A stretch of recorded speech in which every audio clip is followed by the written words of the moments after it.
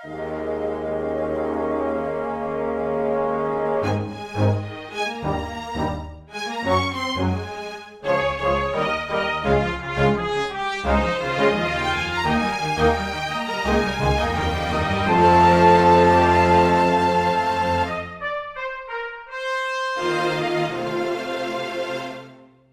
everyone, and welcome to Weekly Manga Recap here on April the 7th of 2021. I am Nick here with Chris, and it's time to talk about manga. Again. Can we first hooray. address how, like, the regal slash journalistic kind of angle you now have with your current thing? Because I felt like when you turned, you almost had like a breaking news. Breaking news. I know. I gotta do the whole chair. Breaking news coming in right now. Black Clover's still bad, and I'm like, everyone's like, that's breaking. It's very important we make that announcement. Mm-hmm. Actually, if I turn the chair, it looks like I'm going to issue a command, like Yeah. on Star Trek. It's turning a chair on a news channel. You got to be like leaning forward a little bit. Yes. It's like, it's very important that I tell you this thing, as opposed to it's very important that we blow them out of the sky. You could do both. That way we won't know until you turn. You deliver the statement. Like, I don't know. You had a little bit of a lean in on that. I think this is just going to be news. Breaking news, I've just blown up a planet. By the way, that was the command I issued, but I decided to do it myself. Aw, that was the one thing. I was going to get to push the button. Imagine like that's how Grand Moff Tarkin runs the Death Star. It's like, you may fire when ready. Me. The entire firing crew's like, oh, it's like a one-man show sketch. He's like, you may fire the button, me. And he walks across the side of the room like, aye, me. And then the other side runs back over. All right, affirmative, do it. And then runs back. All right, I'm going to. I bet you won't. It's just people in the background be like, I fucking hate the fucking Empire. These assholes, always these fucking weirdos. If they're not the weird fucking evil monk people, it's idiots like this. Meanwhile, Darth Vader is watching. It is just like rapt attention. It's like, what's going to happen next? This bizarre new force ability has been unlocked. Force stupidity. He's like not even perceiving it in real time. He sees him teleporting back and forth. So immersed. It's because of his stupid mask cuts off his ability. He misses when he goes from one side to the other. Disappears from view for a second. Oh man. All right, Nick. Let's talk about manga. I don't know how we transition to the. Well, Vader, some say the Jedi Knights. Knights. There's knights in this series. Okay. Some say Star Wars is essentially sci-fi takes of Arthurian legend. Yes, in a way you could argue that. Yes. So the manga that we read this week is it's a sequel series, kind of. It's officially booked as a sequel series, basically, promoted, I should say. For Knights of the Apocalypse, which is the current series being written by Nakaba Suzuki, the mangaka of Kango Bansho, and more recently and more successfully, The Seven Deadly Sins. For Knights of the Apocalypse, is promoted with The Seven Deadly Sins under its title. And there are definitely a lot of setting and theme similarities between the series, but we haven't exactly seen how they're connected just yet, because this is still a very young series. It's only been running for a few months now in Weekly Shonen magazine. The most recent chapter to be released is chapter 11. That's how little there is of this now. It's available on Crunchyroll if you have a subscription, and yeah. I wanted to just note that I go through Comixology, right. And on Comixology, it is literally billed as The Seven Deadly Sins, Four Knights of the Apocalypse. So in that case, the Seven Deadly Sins part is what they lead in. That might just be a branding thing to get people aware, but yeah. So we haven't necessarily really met any characters that were in Seven Deadly Sins, but there is a reference to Arthur that we've encountered so far. We've seen images of Arthur and Merlin, not actual them, but paintings or imagery that promotes the two of them. I actually missed that. So, our story is centered on a boy named Percival, who at the beginning of the series just kind of lives out in the middle of nowhere on this very high mountain peak up in the clouds with his grandfather. And then on shortly after his 16th birthday, uh, Percival's father, who is a knight called Ironside, comes and for some reason we aren't really privy to, uh, he kills Percival's grandfather for reasons.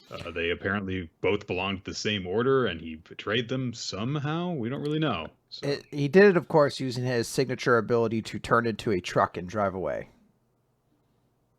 I believe it was Ironside from Transformers. It's a crossover, correct? Come on, Nick. You don't know. You don't know all the lame Transformers by heart. I don't know even the cool Transformers by heart. Okay, look, y'all started talking about the Dinobots, and I'm like, oh, you mean the cool Shakespearean quoting Velociraptor guys? No, the original Dinobot. Well, fuck you then. He's not as cool. So, or there were multiple Dinobots in the original. I don't know. It's confusing. I'll be honest. My knowledge of the lore is pretty limited. I vaguely know about it because I feel like I've done different trivia games that have like name Transformers, and I'm just like, yeah, fuck. Which one of these stupid names is real? Pretty much.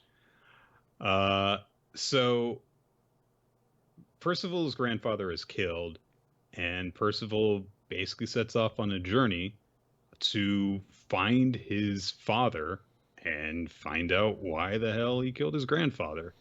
And we've just kind of been gradually meeting the cast since then.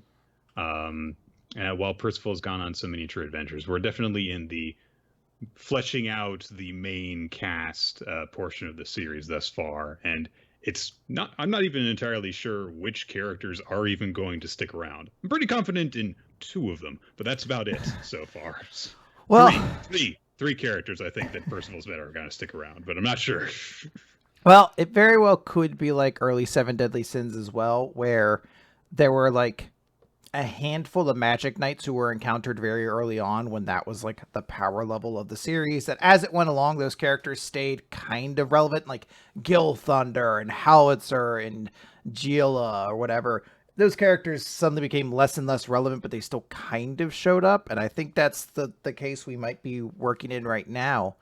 But I mean, who knows? Like, we're in a series called The Four Knights of the Apocalypse, and thus far we've met one, and I don't know if another character who showed up recently is supposed to be one.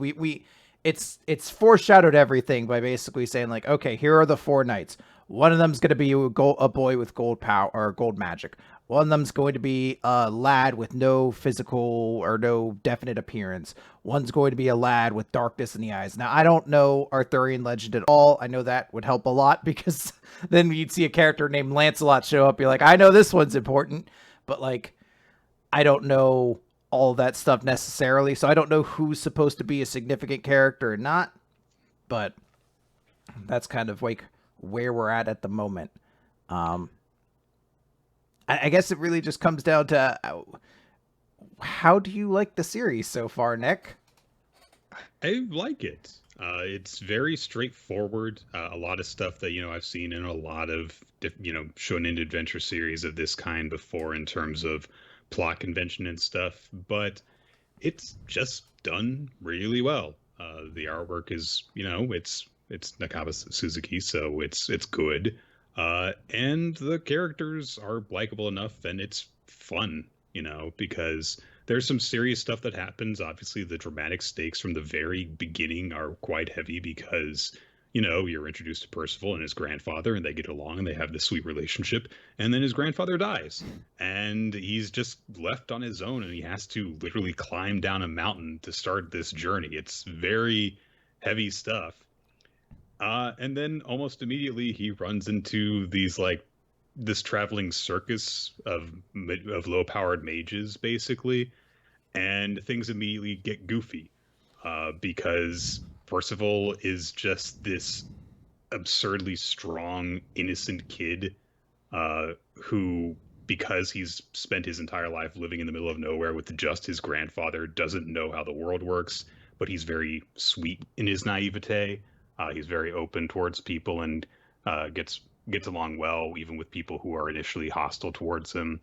He's a likable kid. and he resolves situations in a way that, you know, it's very friendly to shonen conventions of he beats you and that means you're good now. I'm currently at a point where I like aspects of it. Hmm. I think Percival is interesting in how uninteresting he is.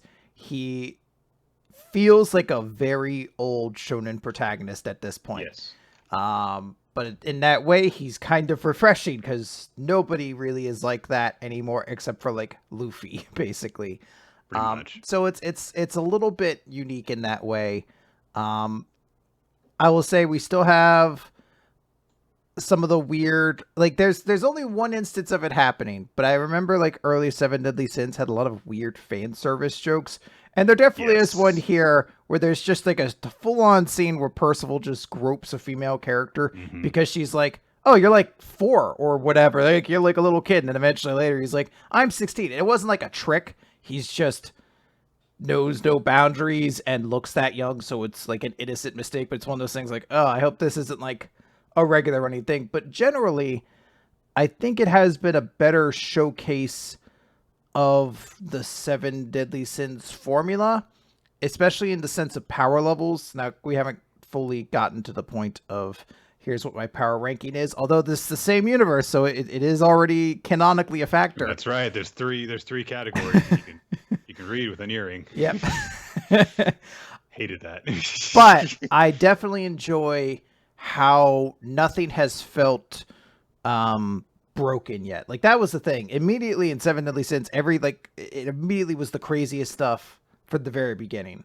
Like everyone was like super powered, like high level fights and everything like that. It feels a little bit more grounded right now.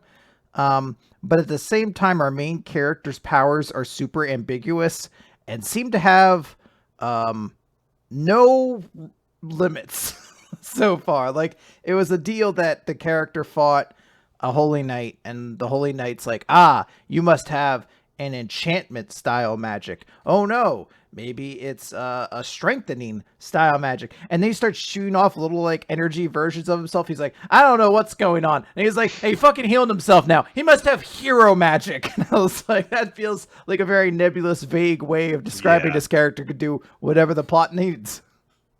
Yeah, it's kind of like everyone has a very specific type of magic, except for Percival, who basically has fairy tale magic, where he can Mm. just, will stuff to happen and it does.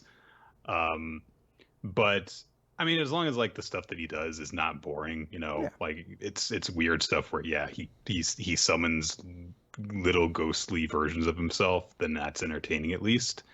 Um, but we'd also, I mean,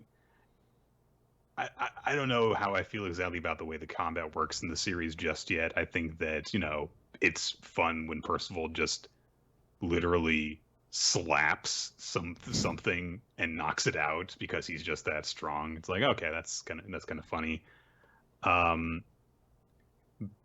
I am interested in some of the characters. I really like the way that the knights are portrayed in the series thus far because they're all these big hulking guys in armor, and thus far you haven't seen any of their faces. They're always hidden behind the face grill thing on their helmets. It's a really cool, way of making them feel impersonal. Like the judges from Final Fantasy 12. Sure, if you say so. You know, you didn't see any of their faces. They just had big, stupid helmets to differentiate them. Look, the only thing I know about Final Fantasy 12 is that's the one where the hot bunny girl is from. Okay, so Well, you know the most important part. or originally from. I believe that they included that species in future games, but whatever. I don't know. I don't know Final Fantasy. I've never played a single Final Fantasy game in my life ever. Oh, we have to find a Final Fantasy manga. So well, I just need to do an as explained by manga of Final Fantasy, except I don't know most of it. Yeah, there you go. We'll have someone else come in. But the I was afraid you were going to suggest that we play a Final Fantasy game. I'm like, I don't know. I don't have 40 hours to dedicate to any of this shit. You could just play one of the good ones. So 6 and 10. Okay. And boom, take that, everybody. A bunch of people are going to be like, 10 isn't good. Fuck you, it's great. That's the one with the girl group, right? That's Or is 10. that That's 10-2? 10 2. Okay. The original 10 is just Titus complaining about his mind. No, Final Fantasy 9 sucks. I'm sorry, everybody. I'm going to get real here. Final Fantasy, I played that when the pandemic first hit last year, and I had nothing to do. Like, my job wasn't open. We were stuck inside. I had all hours of the day, and I still decided doing nothing was better than playing Final Fantasy 9 to the point. It's just so boring. That's really harsh. I'm sorry, we got super off topic on Cool. 7 Deadly Sins. So it's still very early in the manga's run. Mhm. I find it charming, and I definitely feel that, like, if this were a manga that, had shown up, I know that it would never have happened because, Suzuki's been published through Kodansha, not Shueisha, but if it had shown up in Weekly Shonen Jump, then I feel as though we would have read 3 chapters of it and probably been like, this seems pretty good, let's keep reading. Yes. I definitely think that we would have done that. We did, in fact, get asked the question, like, hey, are you guys going to read this regularly? I feel like I'd be open to it. I think that we're a little bit busy right now in terms of the manga we're covering. And maybe we'll wait until things are a bit more fleshed out before we make that decision. I was going to say, so, 2 things. First, fuck. Okay, now I have to do the tangent part first. I got excited and I checked out because it said behind the scenes images, the first Powerpuff Girls are there, and I clicked it and it was him, and then someone just put Lil Nas X next to him, and I don't know why it's really tickling me. That's, oh my god! Somebody call the CW right now. That would be so great. I would watch that show just for that. All right. As to the actual thing, yeah, I agree. I think this is a series I'm probably going to just keep reading naturally because I already have the Crunchyroll or Comixology subscription. It'd be nice to feel like I'm justifying it more than just for Eden Zero. So I'll probably keep reading. Now, whether or not we add to the recap, who knows? But I will say this: things aren't looking super hot for ITLC right now. That could always change, but that could be a series that could be leaving the recap. And there's other stuff that might be coming and going. So I think there's a chance that, maybe things change, and then that's a spot we could potentially put this series into, It feels like things are kind of ramping up. I know that there have been some series that, are outside of just typical Jump that we have added in, but like, Kaiju No. 8 and stuff. But stuff happened in that series right away. And stuff's been happening, but you're still kind of like, okay, what's going on? So it feels like things are still building in it. I feel like I get the impression that we'll probably know sooner than later if we want to. But stay tuned. Keep watching and / listening to Weekly Manga Recap to find out if we keep on reading this series. But for the time being, if you liked the 7 Deadly Sins, I do recommend you check this out. Or if the 7 Deadly Sins was a series that you thought looks kind of neat, but you didn't want to have to catch up on it because when you found out about it, it was a few hundred chapters deep, like I did when I started reading it. I would definitely say, like, okay, this is a chance for you to check out a series by the same guy that is very similar. Yes. So I do think that as people that read a lot of shonen battle stuff, this seems like a good example of it. So if you like that kind of thing, and you're in particular looking for like a medieval kind of series, well, here's another one because there's quite a few right now. Yeah. So. But that could still be good, yeah. So there you go. Let's talk about the series this week, Nick. So we don't have My Hero Academia this week, so we're just going to be jumping straight into, well, staying on Crunchyroll, into Eden Zero. Which no, we have Kaiju No. 8. Oh, we're doing that first. Never mind. I'll rearrange my tabs. Oops. Okay, there it is. So Kaiju No. 8 is Chapter 30, last time on the series, because I believe we were on a break last week, Yes. Mina showed up right in the nick of time because Hoshina was not doing so well. And I got to learn that that tiger with her is, in fact, actually there. That'd be great if you would. I shouldn't have said anything. And then this week you're like, wait, that's an actual tiger. Or does she have spirit control powers and she manifests it into a physical object at times? And she just like perpetually used her powers to just have a tiger with her. I'd be like, I feel like I know something about this woman. Like, I'm strong enough to just constantly have a spirit tiger following me around, so I'm going to do that because Goals, man. Shit. I'd love a tiger. Well, a tiger that I know wouldn't kill me, but yes. I didn't even say that. Let's let the tiger be itself. I'm not here to control it. What's the point of a tiger if you're not, if a little part of you is not perpetually afraid it's going to maul you? History shows again and again, Nick, that nature points out the folly of man. So it's true. So Mina's got her giant ass Godzilla. Gun. Okay. The song. Right. Okay. What the song by Blue Oyster Cult? Yes, but also then redone by Serge Tankian for King of the Monsters. Okay. So, I've waited 3 years to use that line. I just needed the moment. Well, I'm surprised it didn't come up earlier, considering that we've been talking about a kaiju series for the past several months. So. I was waiting for the opportune moment, and it finally showed up, I'm not here to try to force it in. And you had the exact reaction that I'm sure you wanted the entire time you were reading. I'm assuming the applause and confetti is going to come any moment now. I mean, if you wanted to edit it before we upload this, then you could. I could. That's a lot of work. It's not going to happen. Mina has shown up. She shoots her giant gun and blows away one of the kaiju's arms. And she then gets a report on where the thing's core appears to be, which is basically near its spine. But when she tries to fire another shot, it, I guess, dodges?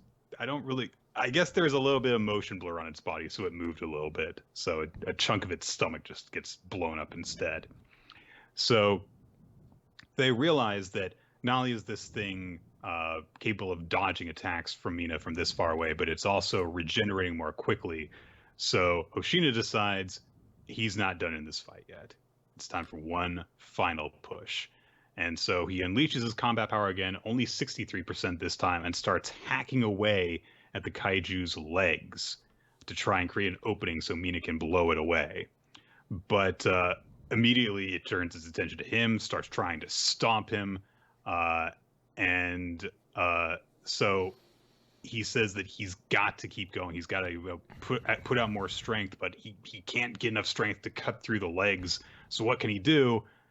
And that's when Kikoru shows up with her axe. And I have to say, when I was reading this the first time and she just comes dashing in out of the smoke from behind him, that's the feeling you want to get from a battle series. Mm-hmm. I just got so excited just from her showing up because I don't know, it's just yes. It's that moment. It's just like in wrestling, and it's why I think like tag team wrestling is just more interesting than like regular one-on-one wrestling, because there's just that moment where the way the camera has been placed, you've stopped paying attention to certain people. You think it's done. One guy gets hit with his finisher, is about to go for a pin, and then they just get like super kicked out of nowhere by the tag team partner or something like that. You're just like, fuck yeah, this is so fucking cool. Like it just keeps you like you think you're one way and you get lost in it. You stop thinking about the narrative and you just get along with it. Yeah. So Shinomiya tries to slash through the leg as well with her axe, but she doesn't, she can't even scratch it just yet. But Hoshina just says, just keep going. I'll cut open the shell and then you chop into him. And the two of them start working in tandem. He races by, tears through the armor, and Kikoru smashes its kneecap and it buckles and cracks. But Kikoru's power overheats at that moment, so she can't chop again like that. She collapses to the ground. So Hoshina says, I've got it. Good work. he uses his eightfold slasher again and just dices the thing's leg into ribbons. It ain't gonna move no more. And so Hoshina says, I have to make sure it doesn't regenerate. So I just need 5 more seconds. And he demands that his body move while thinking about what Mina told him in the flashback in the last chapter. When I need to shoot a threat, can I trust that you'll clear a path for me? And he just tells himself, I gotta cut and clear a path. That's the only thing that proves I exist. And a huge explosion hits the kaiju in the back, exposing its spine and its core. And Mina has 1 magazine left. And she says as she prepares for the final shot, thank you, Hoshina. I'm glad I picked you as my vice captain. Now it's time for me to shoot the threat. And Hoshina looks up at the kaiju and says, that's the captain of this base. I told you earlier, didn't I? You picked the wrong customers to scrap with. And the kaiju gets upset, and then it blows up. So, bit of a spoiler. There were a number of really cool action scenes in this chapter. This is but the first, but it was a really cool one. So Yeah. Oh, you meant this week, rather? There were a lot of cool scenes in manga this week, Okay, particular fight scenes. Yeah, I think this is a really cool scene. I like the chapter just in general. I think there's a lot of really cool elements to it. I love Kikaru is her name? Kikoru Shinomiya. Shinomiya. I always want to call her Shinomiya, and then I'm like, no, that's the dude from World Trigger. And then I'm like, no, that's Ninomiya. And then it continues from there. Shinomiya coming in, I think was a super cool moment. I also, though, like that what she did was pretty small, but also very big. Like, she didn't, scrap one-on-one with this thing. She's not at that level, but she does manage to get a very decisive blow, which is important. There's a part of me that's like, I wonder if this is it, because it definitely feels like everybody's doing it, but Kafka hasn't done really anything for a while. That's right. So I wonder if there's like some other element here. We also haven't, I felt like, gotten the full picture of this attack yet. Like, I feel like there was a little bit more maybe intended or something like that. So there's a part of me, it's just like, maybe this isn't over yet, but it certainly feels like it is with this whole team up attack. Well, a number of things could happen from here. I mean, we know that, people have been mopping up the Hojus and stuff and seeming to have success with that, but it's not like they're all gone just yet. And, maybe this thing's been beaten, maybe not. And even if it's been beaten, I mean, we know that there are, all these monstrous kaiju in play, so maybe another will show up while they're dealing with this. So a lot of stuff could happen from here. I'm wondering if it's something like this guy was just ultimately a distraction. They wanted to get everyone to force focused, and there's like a kaiju inside the base doing something or something like that. Yeah, and it's on the telephone calling them. I'm inside the base. Okay. All right, so that Nick. was fun. Now we're going to talk about Eden Zero. 2 chapters, Nick, because there were 2 this week. We were just talking about this.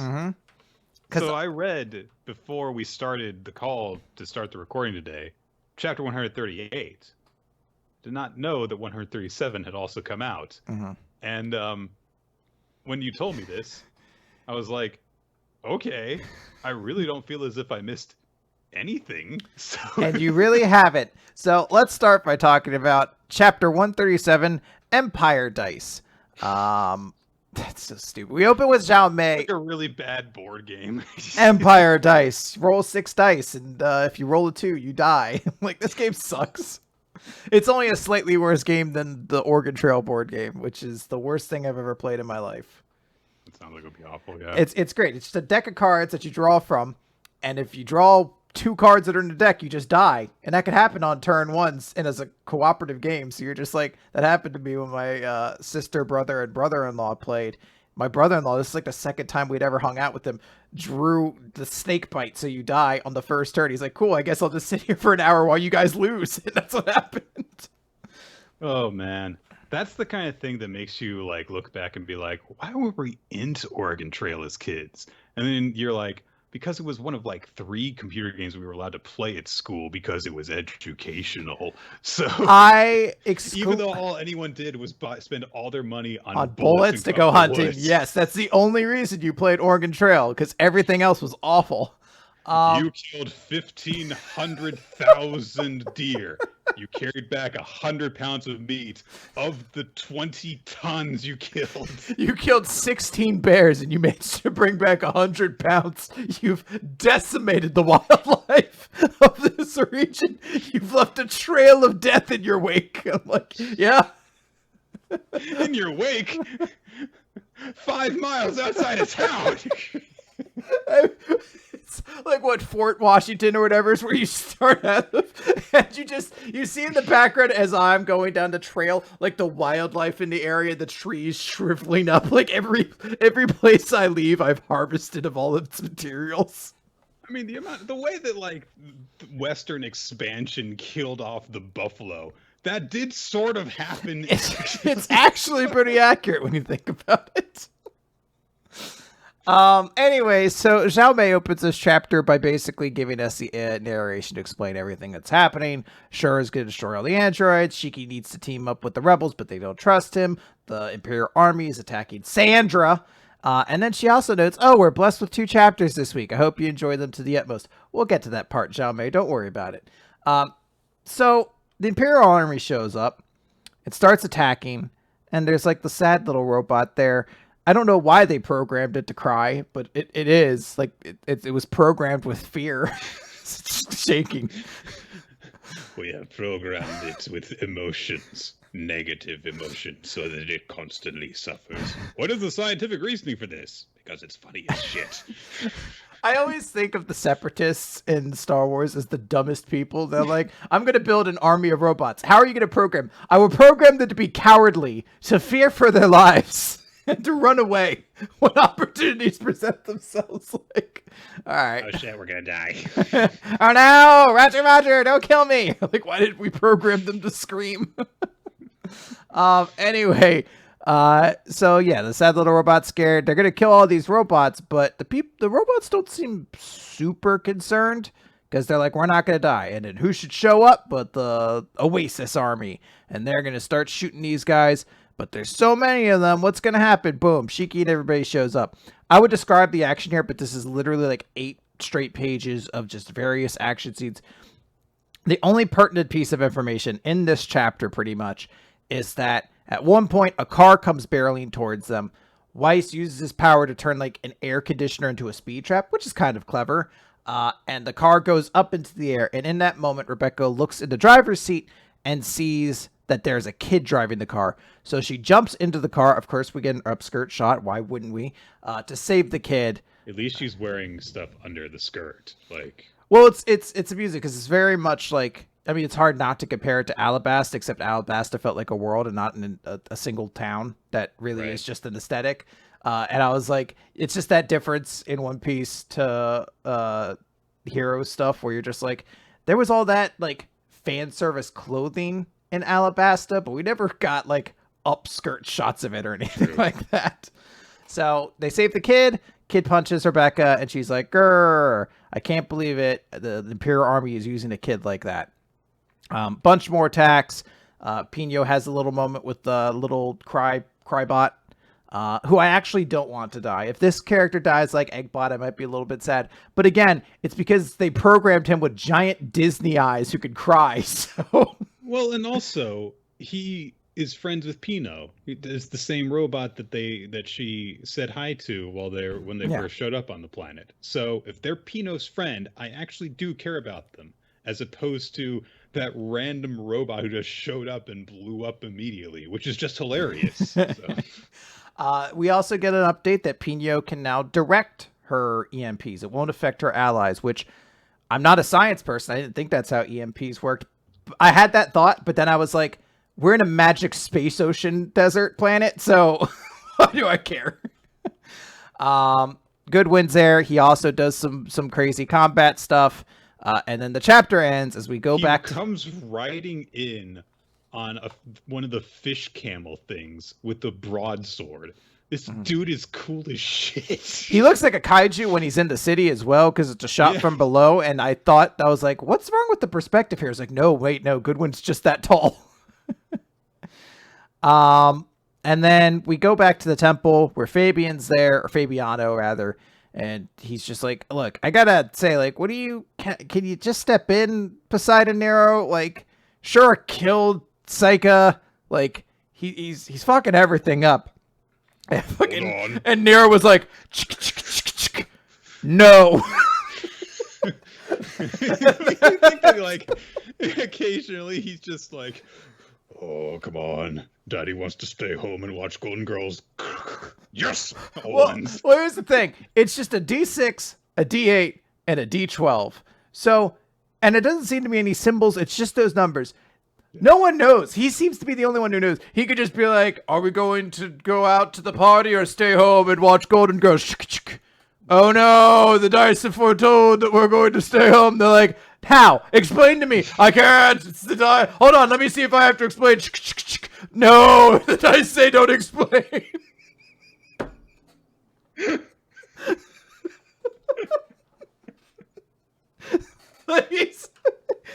He's got on top and uses dice to justify doing nothing since then.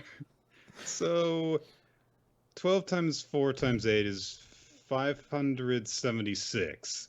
So, I can understand saying there's 576 possibilities, but to apply them to any number of different situations, there must be some weird interpretations you have to make occasionally. So, I wonder. Unless it's always the same set of options, and so occasionally he rolled the dice and he's like, "All right, what should I do? It is very important. The stake of my kingdom is in the balance here. If I don't do anything, then this meteor will hit the earth. Put the giornos in the oven." Well, all right. So be it. Like, just leaves a battle in the middle of a fight, rides the opposite direction. I like it for, like, even binary choices. Like, so would you like the super salad? He's like, he just starts crying. Screams of the innocent, please. So that's the entirety of chapter 127. If we go to 128, which a lot of people apparently did, they didn't recognize there were 2 chapters. There are literally 2 pieces of pertinent information. 1, there was a kid that Rebecca saved who's a part of the Imperial Army. And 2, Poseidon Nero is still doing nothing.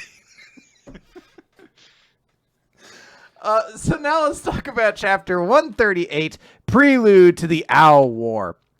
So, we get more fucking action scenes. Just more combat. The only thing I want to note is Goodwin at one point, there's like a jumbo jet flying in to attack them, and Goodwin jumps up on it, and I do not understand how. He then judo tosses it from the air. He has nothing to stand on. He has no leverage, and he just judo tosses it.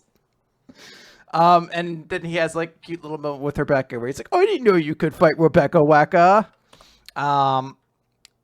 They get a message. They're like, "Uh-oh, attacks are coming from the west as well." And they're like, "Oh man, we're not going to be able to get over there." And then Hermit calls in and she's like, "Yep, we took care of them." So we see basically all those characters show up and it's like, "Hey, everything went well." And the radio call that came in basically said like, "Hey, the Eden Zero's crews handled this." And that's when Goodwin's like, "Wait a minute, Eden Zero, you're the guys who beat one of the, Oraceon 6 Galactica."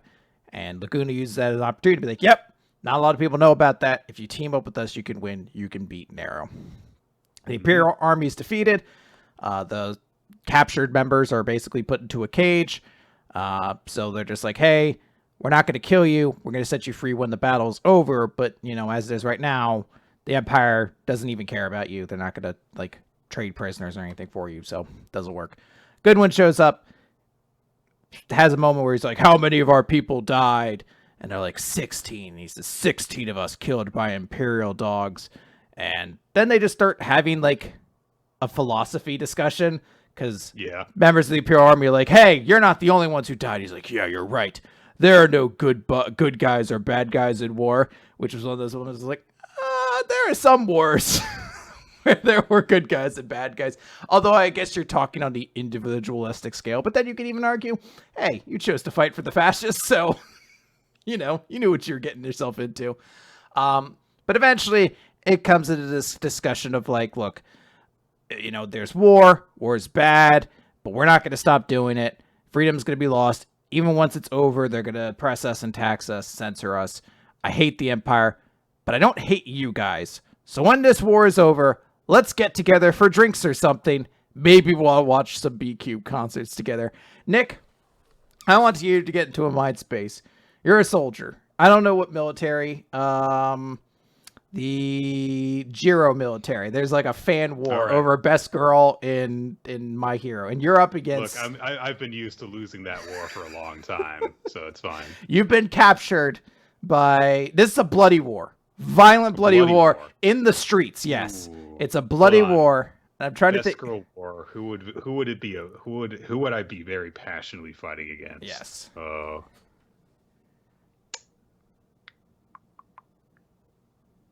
Oh God, there's a lot of female characters in My Hero Academia that I really like. So this is a tough one.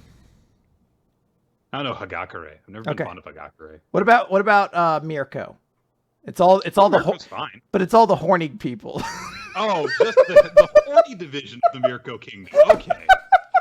It's just all the people that don't find flex are like, choke me in your thighs, my buddy queen, and you've lost to them. It's this violent bloody war. And afterwards... What are they going to do to us? And afterwards, I'm on this army, obviously, so I come up to you, and I'm just like the would tell about. I'm just like, all right, well, you've lost this war, Nick. But hey, after all this is over, why don't we get together and watch some Hatsune Miku concerts?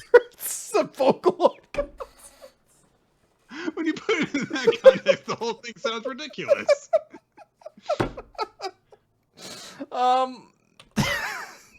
That's pretty much that entire scene. There's a line where Homura goes, "He is quite a large man," and Laguna says, "Obviously." Guys in the chat, why would the Jiro army be fighting with the Momo army? Half the people in both those armies would just be saying that they want to see them kiss. Like, that we'd never be able to wage a war on each other. Like, and Homura comes back with the expert line, "No, I meant his heart." Which is, I already submitted it to the Oscars. I know it's not a movie we're watching, but I still feel like it deserves the highest level of writing possible.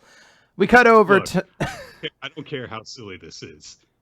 Goodwin is awesome. Goodwin's awesome. The line's very goofy. He is a great character. I should note that the little kid that was driving the truck seems like he's been slightly moved by this level of empathy. So there is that. We cut over to Nero 66. Sound effect go over his head that said "stun." so he's stunned by this. So we cut over to Nero 66, which just seems to be a giant vacation planet, or at least that's all Shura's doing. That's all Shura's doing. He literally has two girls who are just like, "Oh, if you're bored, then you could play with me." And the one girl's like, "No fair, it's my turn tonight." So he gets a lot of sex, Nick. Do they know what he does to some of his girls? Probably not. Or maybe they're just excited by that. Like, I don't like extreme fucking, exhibitionism or whatever. Everyone just shits on Fabiano for being old and lame. Specifically, yes. Like 4 characters in a row are just like, Fabiano sucks. What a lame, dumb loser. And sure, he didn't understand TikTok. As they're all doing their TikTok dances and stuff like that. And he's just like, what's going on? We're being attacked by everybody. We're murdering robots just indiscriminately, and all you're doing is dancing. And none of you have accepted my friend request on Facebook. Yeah, where? Oh man, you can even start to make it. He's like, no one sent me a snap in weeks. To like, everyone's done with Snapchat, old man. He's like, this was the new thing. I got up to this for you. So they basically like, sure, are you sure Ziggy's gonna be here? He's like, yeah, absolutely. This is where the all link is, so he's definitely going to come. Boom. There's an unreported planet. Or an uninvited guest identified. Oh no, it's actually Eraser from the Erasion 6 Interstellar. and he's coming with a whole fleet. He says, "All right, spoiled little prince, it's time for you to say goodbye to this cosmos." So it looks like there's a war coming. They said this was the prelude to a war. That's true. Yes. I don't really care about what's going on here with this, other character that just looks like, a minor fairy tale character that I didn't care about. Like, I'm not sure which one they look like, but I know that there was a fairy tale character who looked almost exactly like this, minus the eye marks. So probably. I don't know exactly who it is, but maybe Sting. Kind of looks a little bit like Sting. I don't know. Regardless, maybe Sting. This character we've met before, but I don't feel like we've gotten very much of an idea of his personality. But they did I can't think of the word I'm looking for. Talked about it before it happened. Foreshadowed. They foreshadowed that we were going to get several different members of the Eration 6 Interstellar in this conflict. So here's one. He does look quite a bit like Rogue. Rogue, that's the one I'm probably thinking of. Yeah. With the black hair going all the way down. So they both had such edgy names, so I mixed them up a lot. Sting and Rogue. But that's it. I'll say the second chapter is better than the first. The first one is almost unnecessary. If you could have found a way to just combine the two of them together, it would have helped. Because this was one of those times where it was like, yes, we're gracing you with 2 chapters. It's like, chapter and 1/8 maybe. It's very generous to say 2 chapters. The only noteworthy thing I got from the first one, honestly, was just the one picture of Zhao Mei at the end of her recap, where she does a pose with the heart, and I'm like, that's a nice, cute little visual. And that's literally it. It's like it did not contribute to the story at all. But yeah. Okay, let's move on to the Elusive Samurai, Chapter 11, Son of Wealth, 1333. So we pick things up at the shrine. The battle with Sadamune.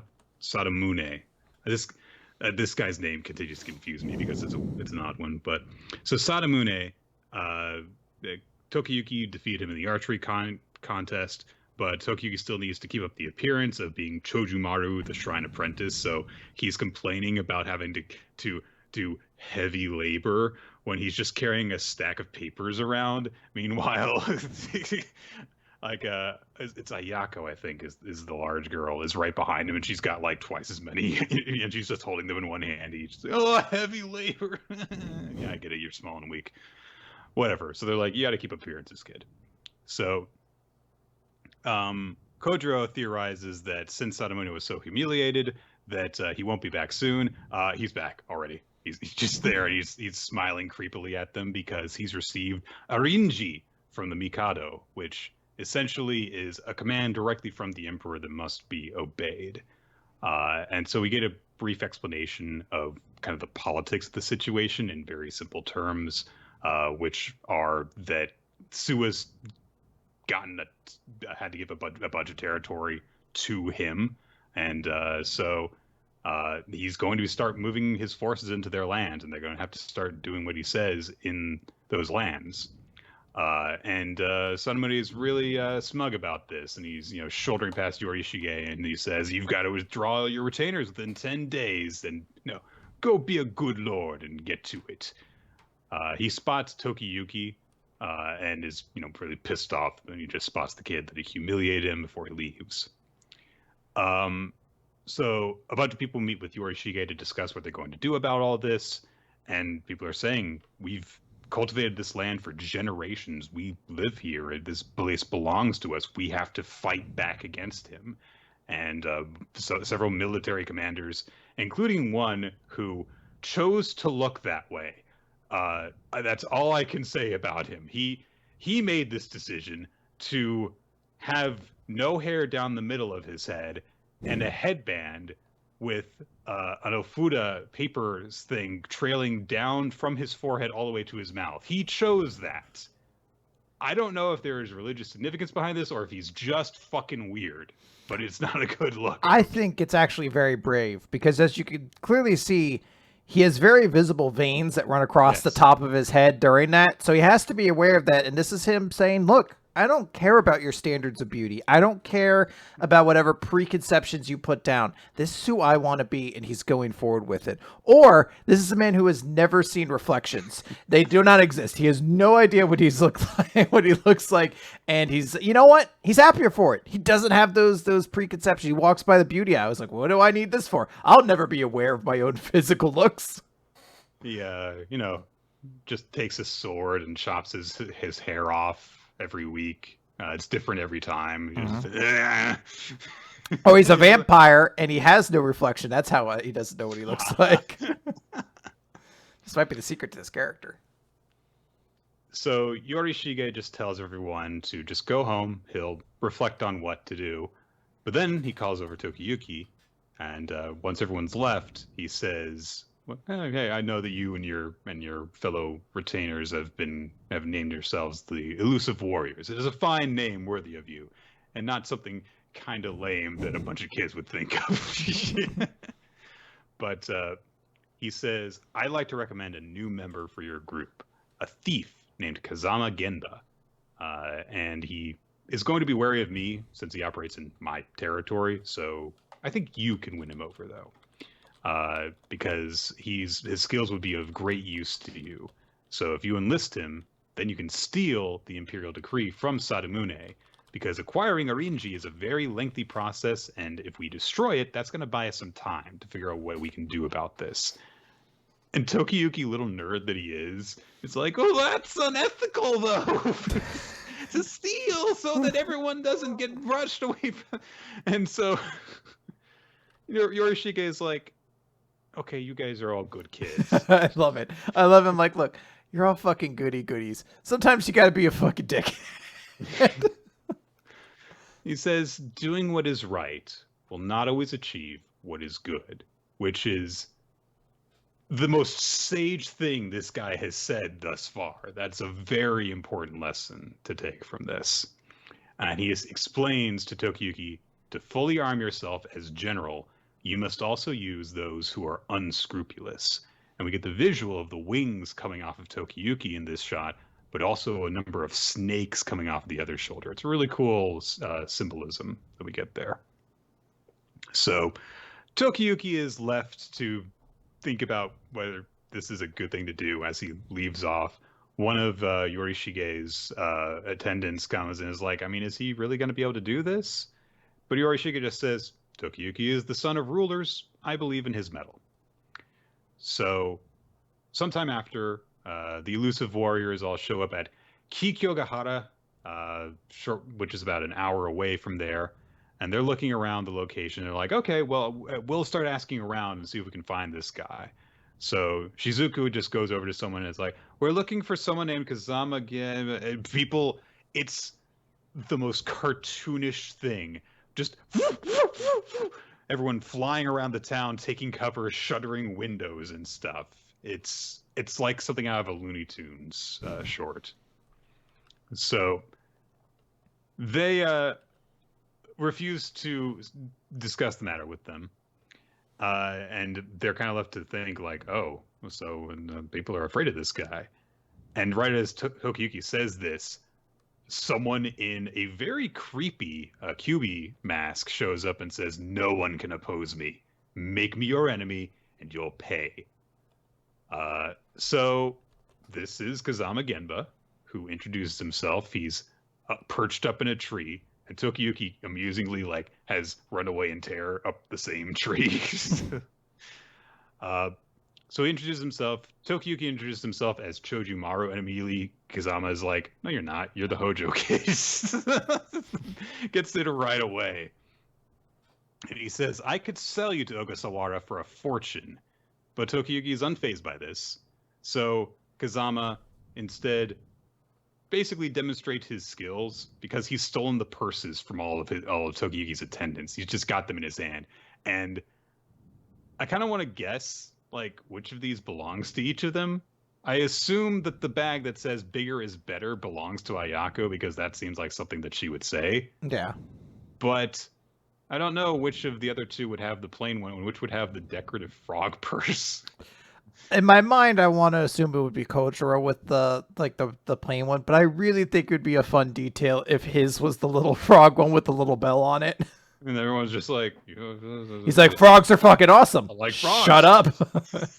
They're like, yes, they are awesome. I wish I had a frog-shaped wallet, to be honest. It doesn't fit in pockets very well, but you store everything in your shirt, so that's perfectly frog-sized. Yeah. So Kazama looks at them and he thinks this guy probably trusts in Suwa Yorishige's orders because they say Suwa can see the future. Spoiled brats are gullible like that, but I can destroy that in no time. And so he immediately demands 100 kanmon for not telling Sadamune and 100 kanmon per job, which essentially amounts to 5 million yen is 100 kanmon, which today is $50,000 approximately per job.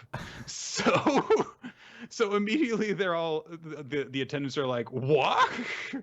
And Tokiyuki's like, you want money? And Kazama says, not a mon less. If you want my skills, only money will buy me. And then we get a flashback to explain why Kazama values money so much, which is that money won't betray you, essentially. His master, on his, or possibly his parent even, on his deathbed, said that he had acquired these thieving skills to serve his lord, but my liege of many years grew suspicious and eventually accused me of stealing and drove me away. You have already learned my skills. Now inherit my name and creed. Money is the only thing you can believe in. Trust and loyalty are worth nothing. Sell your skills for cash. Genba. So this is also the story of how Genba got his cool mask. Yeah. Which I am quite a fan of because it is as expressive as a face because of cartoon logic, basically. I was going to say, I can't tell if it has hinges on the jaw or if it's just inconsistent whether the mask is closed or not. It appears to be hinged, but it moves in such a way that, like, it doesn't make sense in certain shots, but it's just very expressive, which is cool. So Kazama has analyzed that because Tokiyuki has had to, flee from his home and is on the run, he doesn't have money of his own. He has to turn to Yorishige for any sort of funding. So as your debt mounts, he will become the master, breeding ill will between you.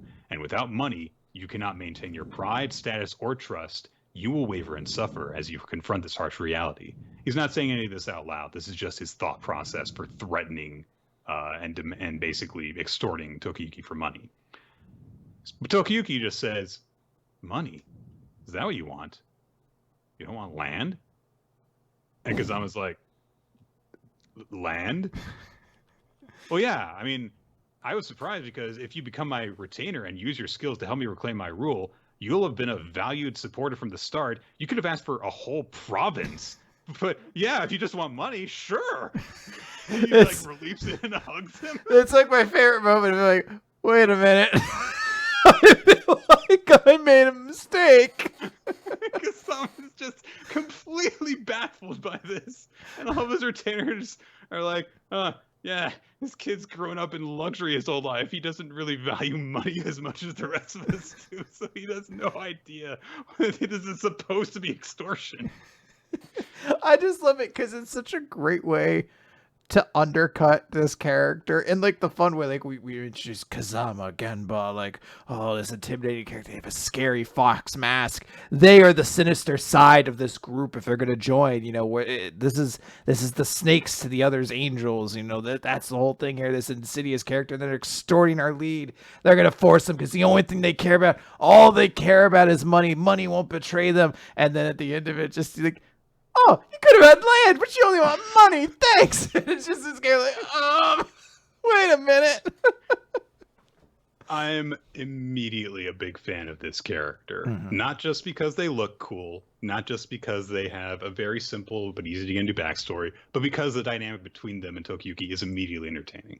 And I really look forward to seeing where it goes from here. This, I think, is one of the early moments that makes me go, like, I really just like this series and want to see all the stuff that all these characters get up to together in the future. So yeah, this was just like well done execution of a like, because it's immediately a character I'm like, oh, I can see the layers here. Like, obviously at some point we'll get some kind of narrative about how they feel like money's the only thing you can trust, but hey, I bet they're gonna learn to trust their friends. Aw. Like, it's just, yeah, it's a great chapter, great character introduction. Yeah. So, and I always keep it short because you gotta spend a little extra time talking about ITLC. ITLC Chapter 10, Gun! So I learned actually from the author comments that were posted that Kazusa Inaoka has been deliberately titling all of the chapters of ITLC thus far with homonyms for the numbers that they're titled with. This is in Japanese. Yeah. So that's one of the reasons why the titles are so simple, basically. It's an interesting thing. They should spend that time making the series not bad. So be like, what's a pun with 9? So Akiraka is observing with the new captain of the police force what's going on inside the bank during this holdup. And so the captain doesn't believe that Mizuo is going to actually perform an arrest. And he says she's obviously up to something. And Akiraka says she isn't. Aoi will be reborn as a proper detective. The stage has been set. Keep those words in mind. A proper detective. So, we then get a flashback. Cause, honestly, like it sets up how things came to be this way, but honestly, it's like not really that complicated. It's just there was a guy. He took a bunch of people hostage. He says that he wants his demands met or he's going to kill them. And the captain was like, or the chief rather, is like, I'm going to, run things now that trident-haired dude is out of the picture. And then the robber has a new stream going with new demands. And he says, you got 10 more minutes or I'm going to kill this hostage. And Ms. Aoi is there. And she's posed on the ground with her head in her hands posing and she's winking at the camera because she's not troubled at all to be there in a hostage situation. And that was all that they got to see of the stream. So now the new chief demands of Akiraka, what the hell's going on? When did Aoi even slip in? And Akiraka is very coy about the situation. We cut over to the bank. Can we also just note that Akiraka is really, like, I thought it was maybe just a one chapter joke to be like, how does this guy know? He's absolutely just a mom, and he's just like, oh, use these, better see the action. You need some piping hot milk for your tea. Like, I just love the idea. This character could just go to, like, the dumbest. Already, it's at a pretty dumb level that it's like, so wait, you have this very elaborate plan currently going on where you're endangering a bunch of citizens. Like, yeah, well, you did. You didn't prove us to be a shadow division that operates with complete impunity. So in the meantime, let me give you some more milk to rest your belly. Cut to inside the bank. The hostage taker turns to Aoi and is like, hey, get back to where you were. And Aoi is like, well, since I'm down here, you can join me on the floor and we can chat till we fall asleep like it's a sleepover. Anyway, so then she says, okay, so the guy is like, don't you understand the situation, that you're a hostage? And she says, I do. And out of the many hostages, you picked me. Romantic twist of fate, isn't it? And the guy's like, what are you talking about? And she says, I want to assist you. I am in love with you after all. Let's elope and go on the lam. And we cut outside to someone who's like, what's Aoi saying to the robber? Because that's a good use of time and panel space. The robber demands to know if Mizawa's going crazy because she's in a hostage situation. But then he says, "Love's a bunch of bull. My parents cut me off. My wife left me. My band broke up. Money's the only key to happiness for me now." Wow, this guy's just like the guy from the last chapter. I'm sure that I'm going to gravitate towards this character just as much as the previous series. So Mizawa starts to approach him, and the new chief is panicking because the guy is panicking because he's pointing a gun at Aoi now, and there are hostages behind her. So one of the hostages, who's this guy in a sweater vest and has glasses, is like, hey, you get back, it's dangerous, I'll be his hostage instead. And Mizawa turns and shoots him with a gun right in the shoulder. And she just says, "People with loud voices scare me." And he falls to the ground. So immediately the chief's like, "What? Ah, I knew that she would never assist us." And he's like, "You trident-haired asshole, how dare you ruin my glorious debut?" You know, as opposed to how dare you endanger all the people in this situation, because he's not supposed to be a likable character and stuff. So the robber is immediately like, you had a gun! You killed a guy! And Mizawa says, "Yes, this is the least I can do. I do love you after all. Now will you trust me?" And so the guy says, "Yeah, I trust you. Can you get rid of the gun? Okay!" And she throws the gun away. And then she says, "We should pressure the cops by making this guy our example." "Yeah, don't hurt me." Okay. So she asks Mr. Teruhiko to help her move the body. And he's like, "Oh, I've never touched a corpse before. Wait a minute. How do you know my name?" And then she says, "Oops, I said your name by accident," which means plan A is a bust. And immediately the chief's like, "What's plan A?" And the criminal says, or Teruhiko says, "Who are you? I don't know. I don't recognize you. How do you know my name? Wait, were you one of the hostages here before?" And she says, "Well, slipping into a crowd is my forte. I'm a ninja, you know." Okay. But then she says, "You told me who you were yourself." He says, "No, I didn't. But you did when we locked eyes."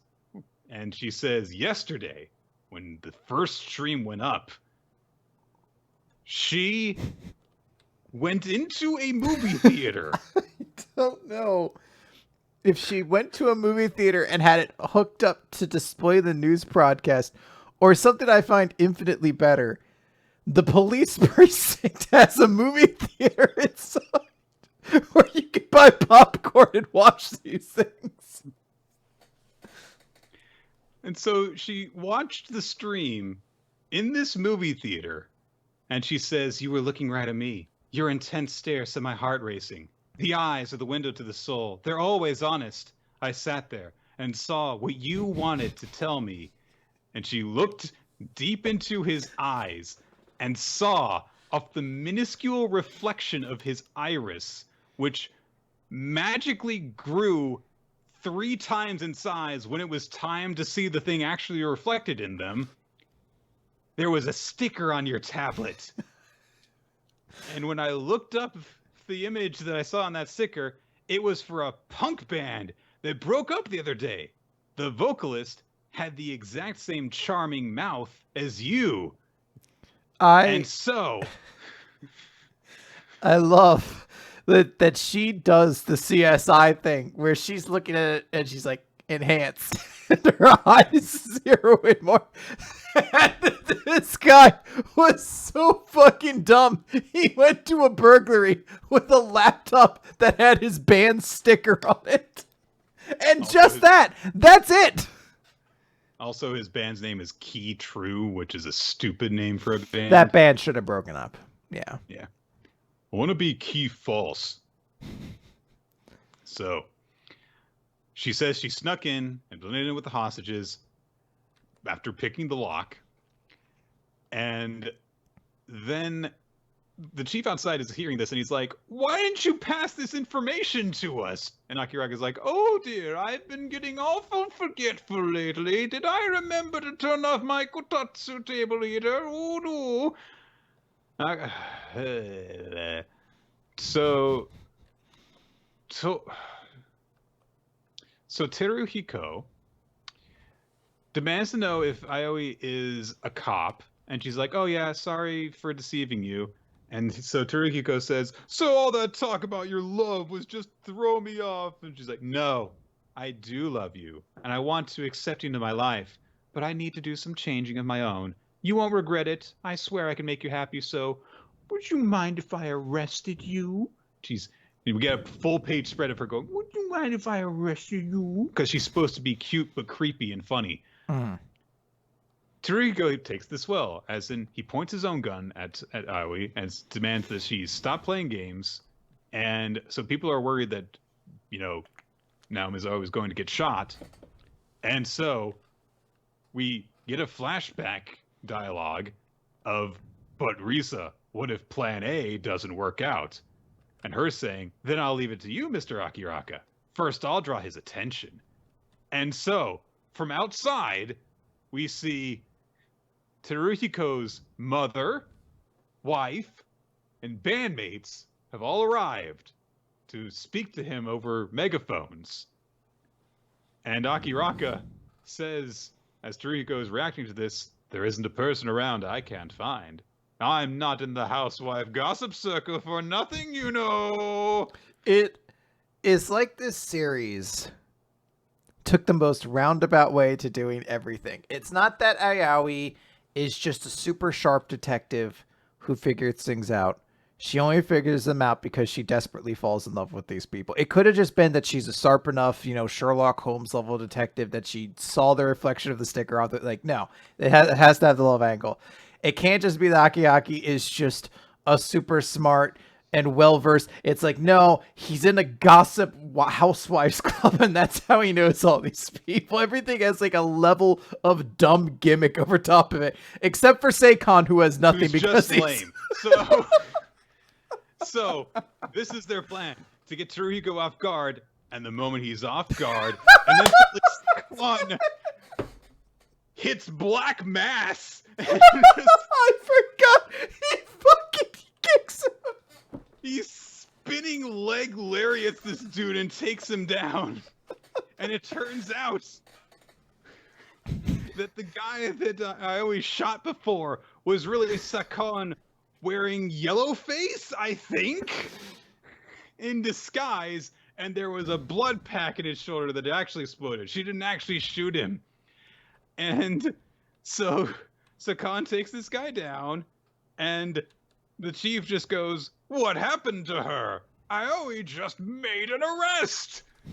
This chapter is fucking dumb. I love that all this work goes into like connecting with this criminal and like being like, "Look, I understand who you are. We researched all these things that happened to you. You are an important person. We brought your entire family here. The people who are close to your mother, your wife who you're having issues with, your bandmates who broke up with you. You may have differences with those people, but they are here to care about you because this is important and they want you to survive." And then the big solution at the end is they fucking kick him in the face and knock him out anyway. So we don't actually know what Plan A was. Presumably it was to let's see. Where does she say Plan A is a bust? It's when she accidentally reveals when she her says name. her name, says his name, and so he gets suspicious and is like, "How do you know about this and stuff?" So presumably, so all this was Plan A, her sneaking in, hiding amongst the hostages, then getting his attention, saying she's in love with him, earning his trust by shooting Sakon in disguise in the shoulder, and then getting him to start moving the body to the end of I don't know. Nick, Yes, I have a question. You in the back. You have a question? So, did Seikon also sneak in to pretend to be a hostage? maybe he just wears this disguise on his days off. Because at that point, if the end result was to just drop kick the guy, basically, why did he even need the disguise? I know it was on the surface level. It was so they could go like, oh, she could pretend to shoot him to be like, definitely, I am loyal to you. But I don't, I don't quite like. It's one of those things that like once it falls apart at all, he should have just gotten up and drop kicked the guy if that was what they were all going to do. And the only reason to have Sakan in disguise in the first place is so that the audience doesn't recognize him. Because unless this guy happens to know what every cop in the precinct looks like, there's no reason for Sakan to be in disguise. He could just that's show my up in thing. plain clothes. I was like, why is he I guess like, I don't know. And then they do all this further distraction with, people showing up. And I guess, you need to do that if plan A fails and stuff. But why did you need plan A at all? Yeah. Why didn't you just have, we've snuck into this place, Sakan, punch him? Yeah, I was going to say, like, look, the end goal was... like, you had to understand. It makes a lot of sense if it's like, look, Aoi cares about criminals. She loves them. In her weird way, she does love these people. She wants to care for them. We saw it with the guy with that a hand murderer dude that no matter what their crimes are, she loves them and she wants to see the best for them. And when she can make that sincere connection, no matter how far down the path they've gotten, she can find that connection to them on like a human level. And she does here. She connects to this guy. She gets him to hesitate, and then they bring in the break guns of having his entire family around. And it's like, why bother with any of that if the end result is like, imagine like that big episode of Batman the Animated Series with Harley Quinn at the end where he like buys her the dress. He's like, yeah, I had a bad day too. And then he just fucking karate chops her in the back. Oh no, you were distracted. What's the point of all the tender love if it's just gonna fucking kick him in the face afterwards? It's the combination of things. As dumb as the previous arc was, it did at least go to the trouble of driving home the point that there was purpose and a potential for success behind Aoi's approach to trying to reach these criminals who were at their end. And she seems to be going for that. And instead it's just to set up Sakan hitting a leg lariat on the guy. It's so like, oh, this is good because she's making an arrest now. I was like, but it seemed like she was just making a breakthrough with the way she was doing things before. How much more effective would this have been if this way of doing things actually worked on the guy? And he's, feels like maybe he's making a mistake. You know how you could do this and, have Sakan still have a purpose for being there? Have there be two guys there.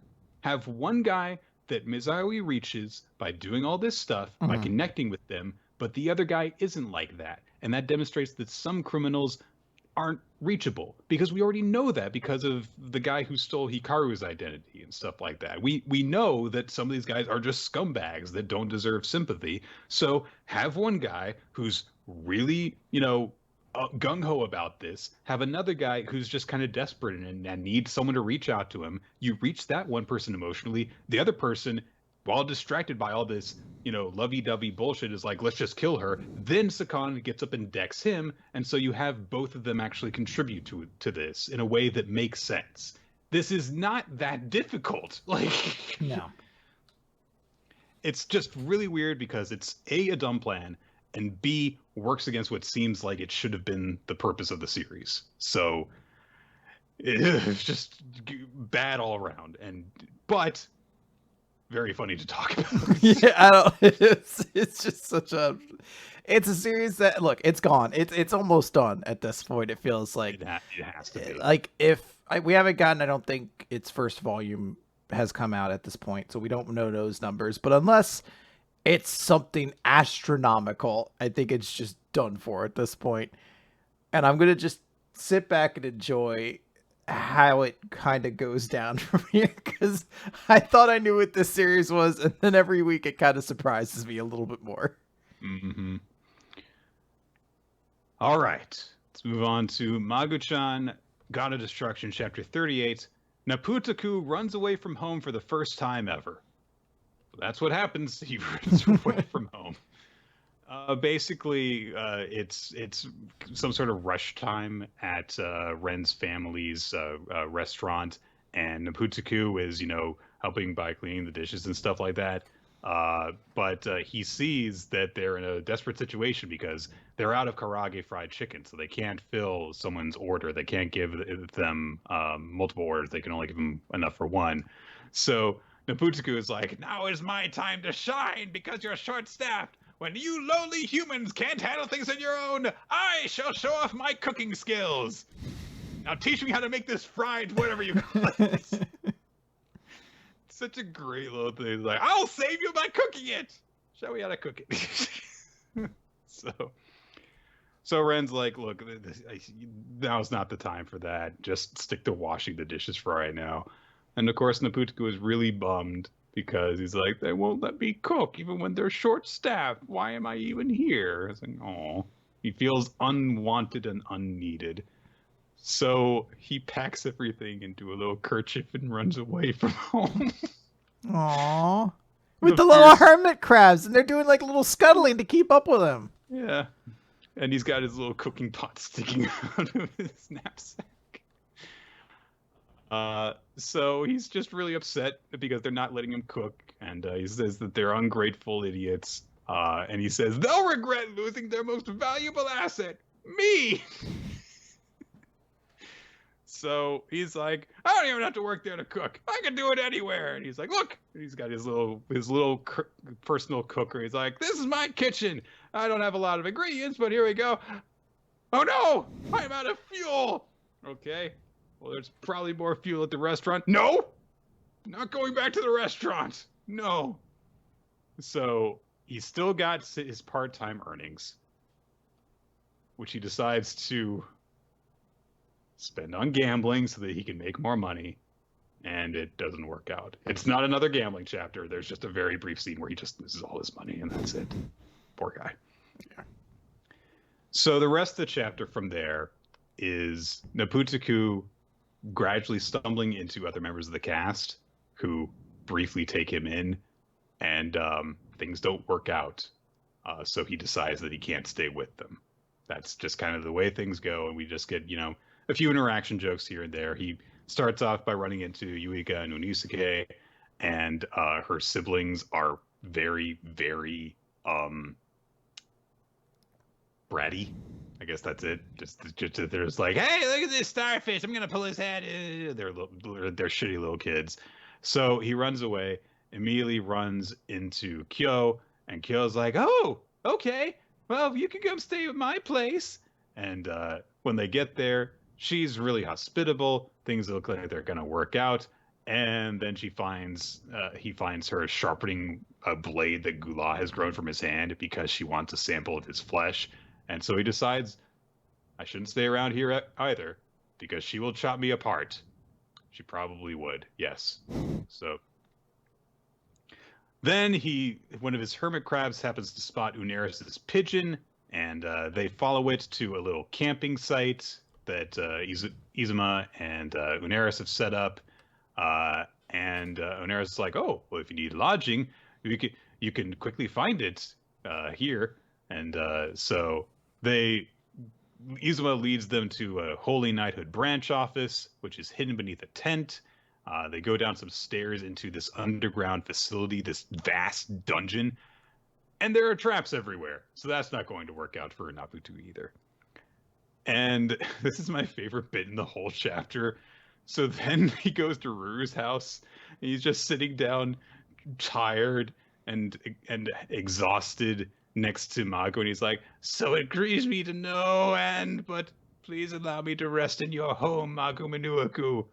And Magu's immediately like, go sleep in a ditch, and she just drags him out. This was the first time. Nick, it's always nice to see character development, and I'm going to talk about my character development for a little bit. When I started this series and I said, Magu-chan is the only thing that's funny in this, who gives a shit about the Putakun, when the Putakun said, no, let me say her. Magu was like, I'm gonna throw you out. I was like, fuck you, Magu. Fuck you. I hope you die. Fuck you, you asshole. Let the Putakun sleep, you goddamn monster.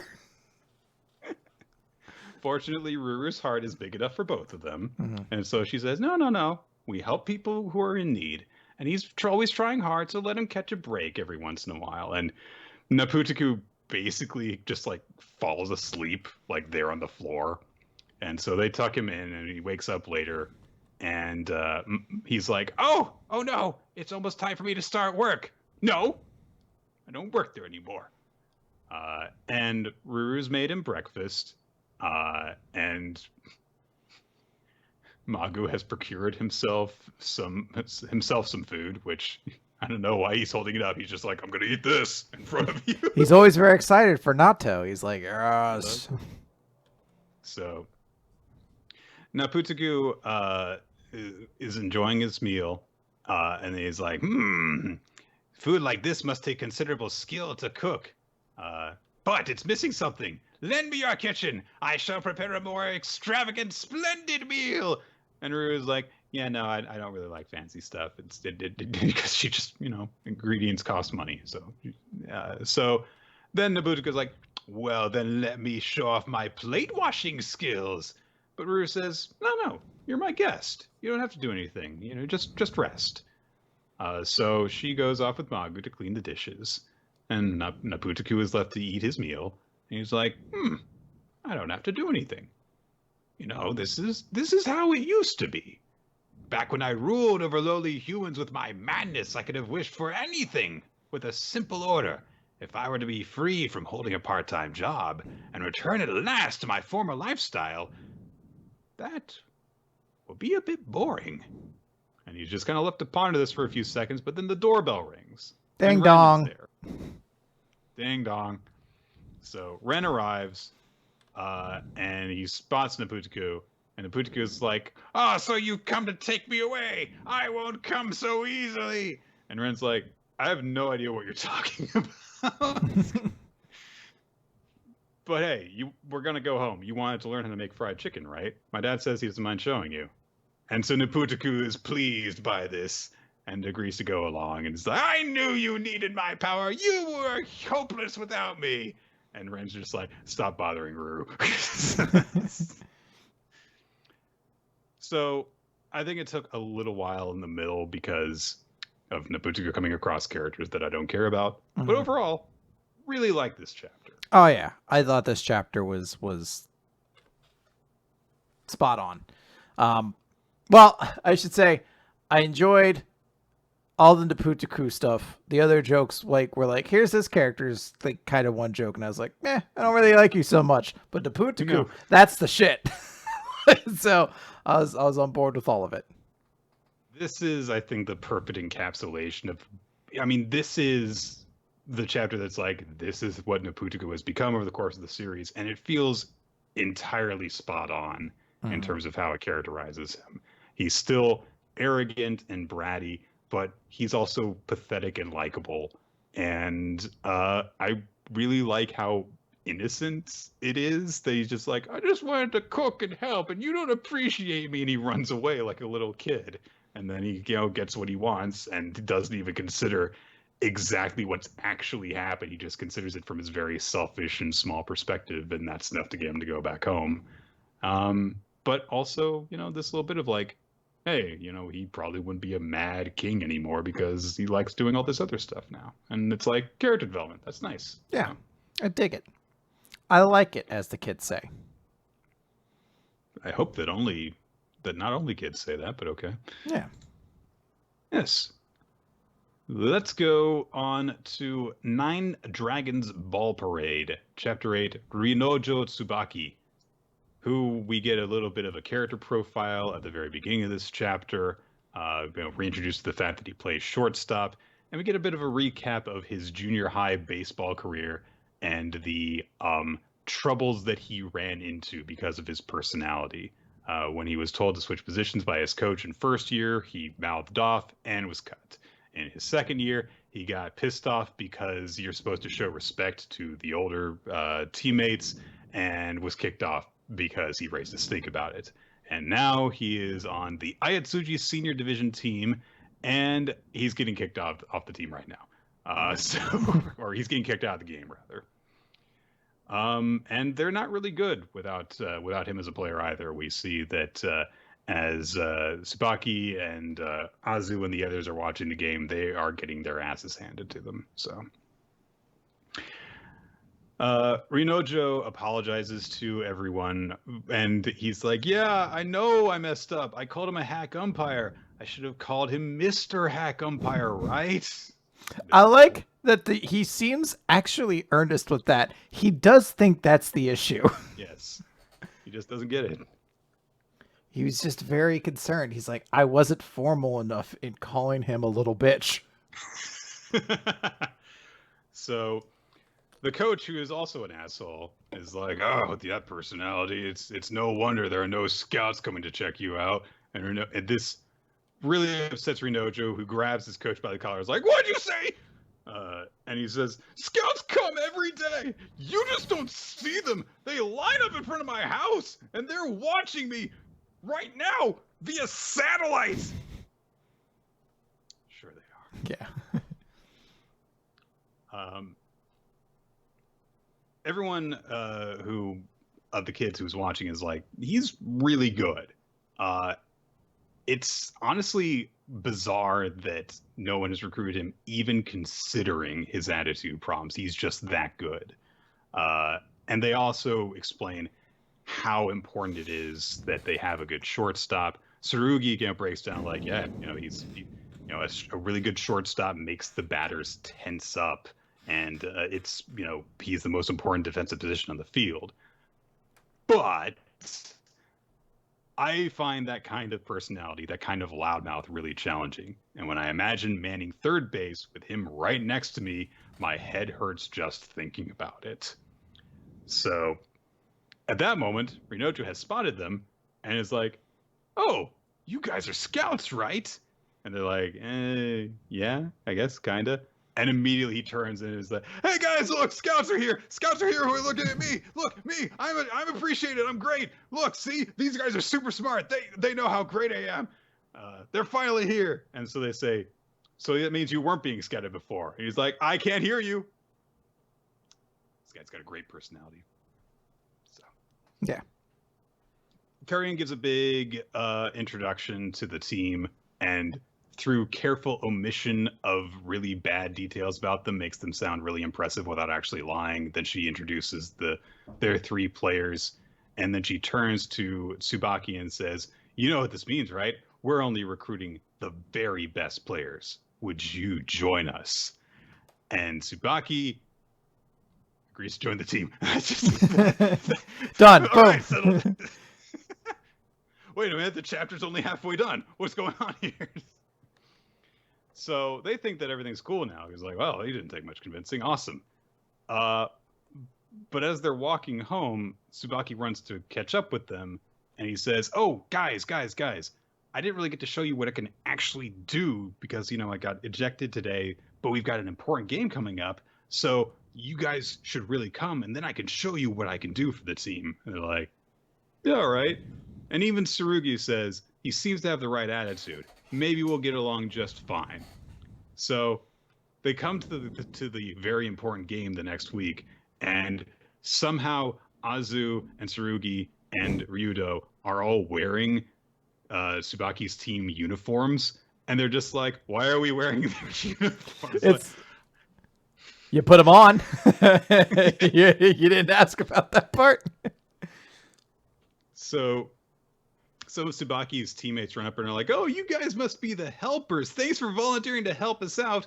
Yeah, we have a practice game against Minato's team, and we always get creamed. We're so glad you're here to help us.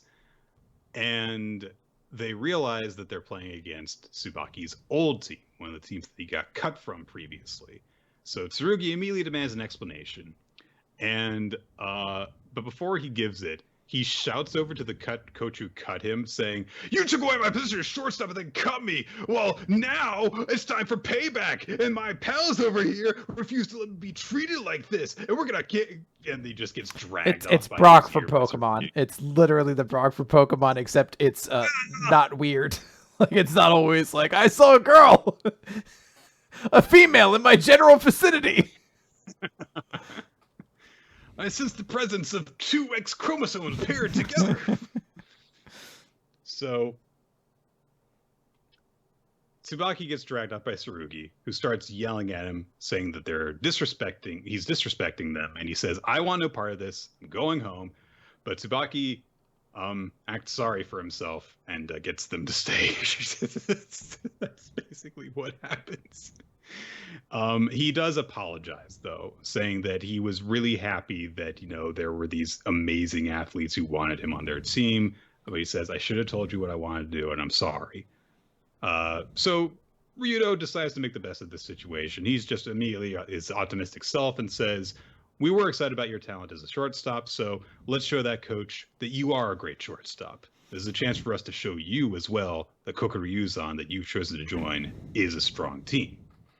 So that's what's going down. And immediately Tsurugi and Ryudo look really impressive. And that's the chapter. I don't know. It's kind of a weak ending for me, honestly. Well, I'm actually super excited about this because there was something I've been thinking about recently where I was like, so the premise of this is that they need to form the team and you need to get 9 players. And they've gotten 2 and then they've recruited 1 more. We're not going to get a real game of baseball until like volume 3 at the earliest at the pace this is going. And I was like, I wonder if that might be what just fucks the series up because it's a sports series where they don't play the sport at all. So the idea of getting this where it's a kind of gimmick match to essentially start us up with something, I was like, this is a really good idea. Because like, like I was thinking about Haikyuu and I was like, Haikyuu had a couple of 2-on-2 and 3-on-3 games early on and stuff like that before they had to get a real game. And early Ice Shield, even before they picked up players, still had games against like the Cupids and stuff like that. So I was like, I think it's good that they can get some kind of match out here now, especially since it kind of almost feels like these are the best players they're going to get. I feel like from here, it's probably going to be a steeper decline of either like, they're either going to be super niche or I don't know. It feels like it'd be weird if they got a team of all super amazing A-rank players or whatever. Like, this is a chance to show off these characters. True. Yeah, I don't know. I definitely don't like Tsubaki nearly as much as the other characters we've met so far, but I think that he does add a dynamic to the team that we kind of need. We need, someone who's not just nice and make smart decisions. So there's that.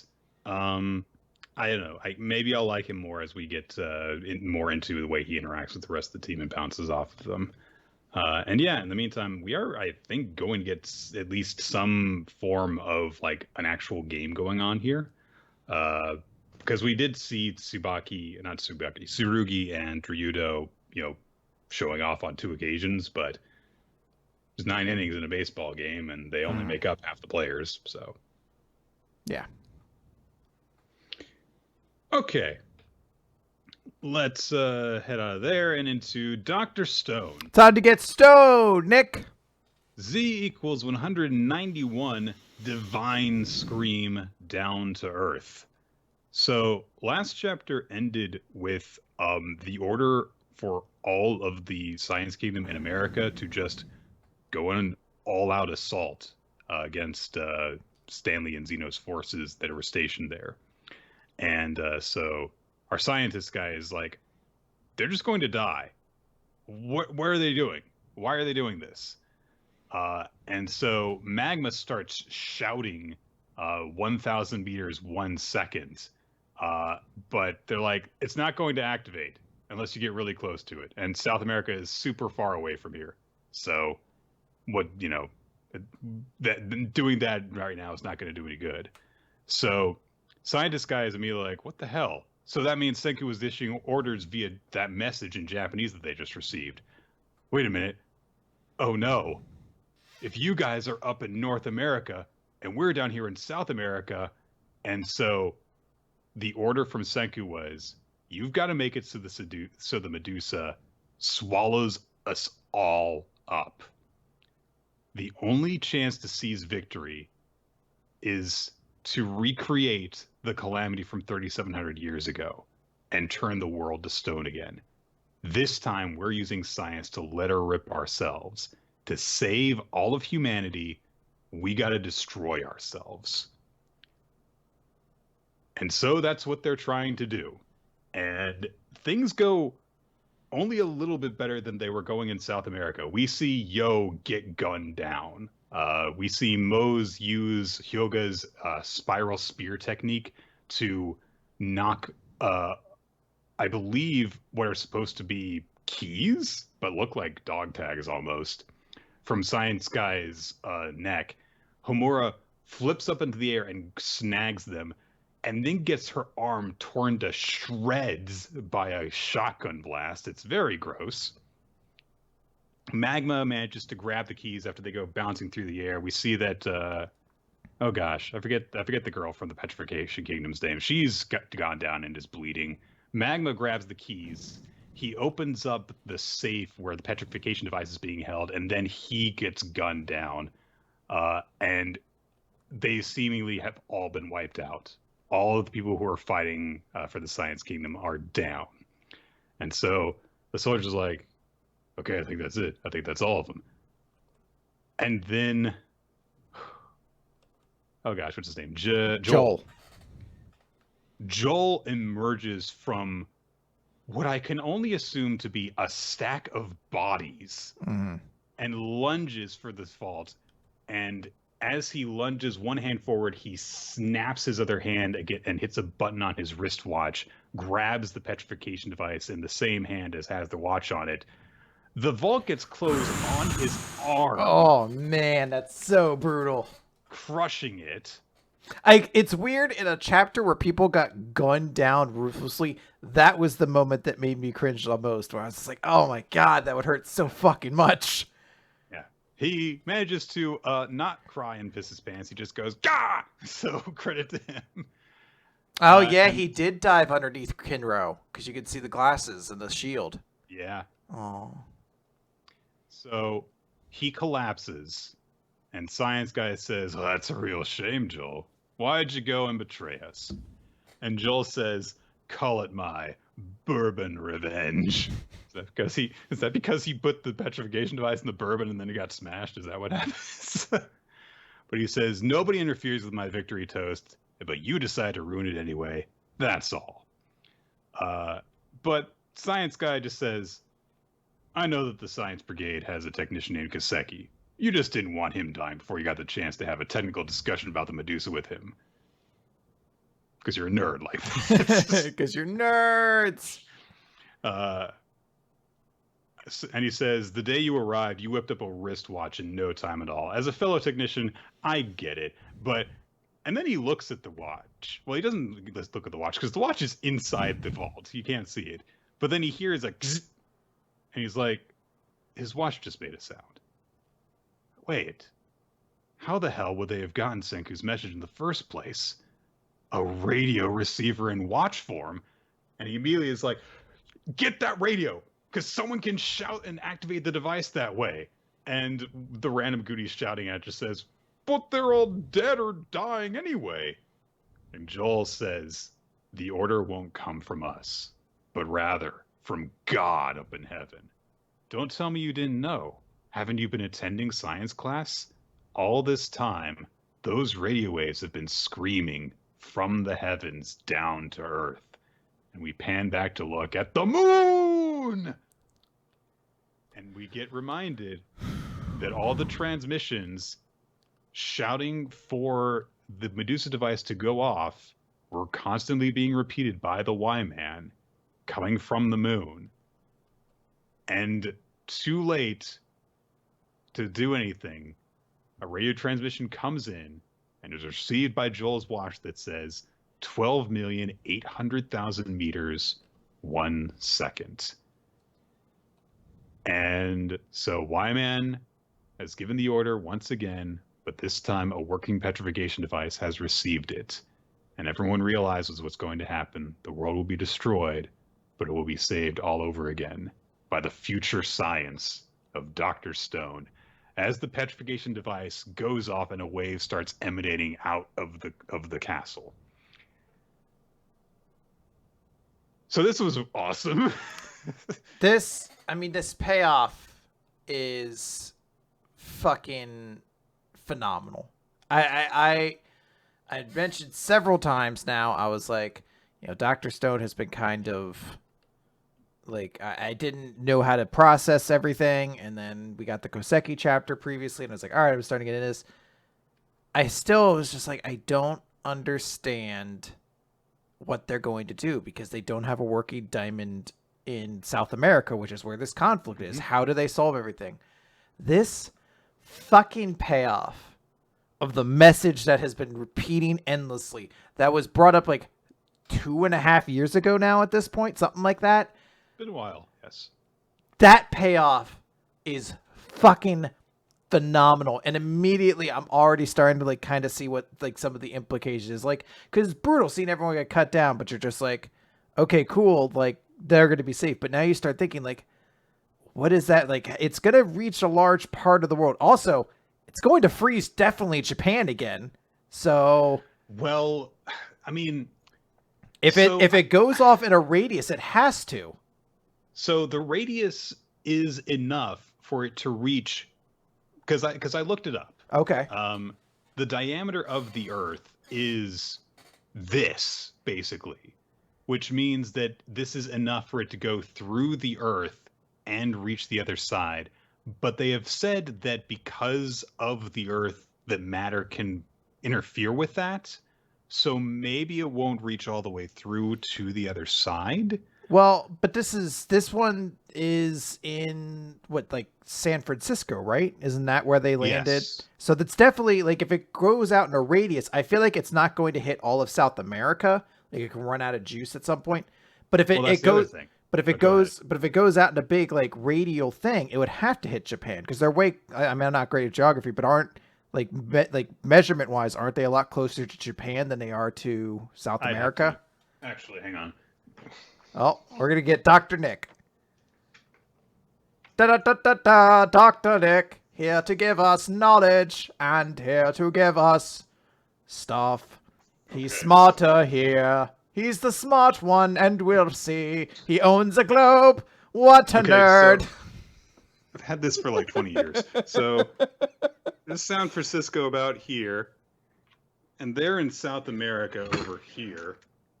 So, yeah, okay.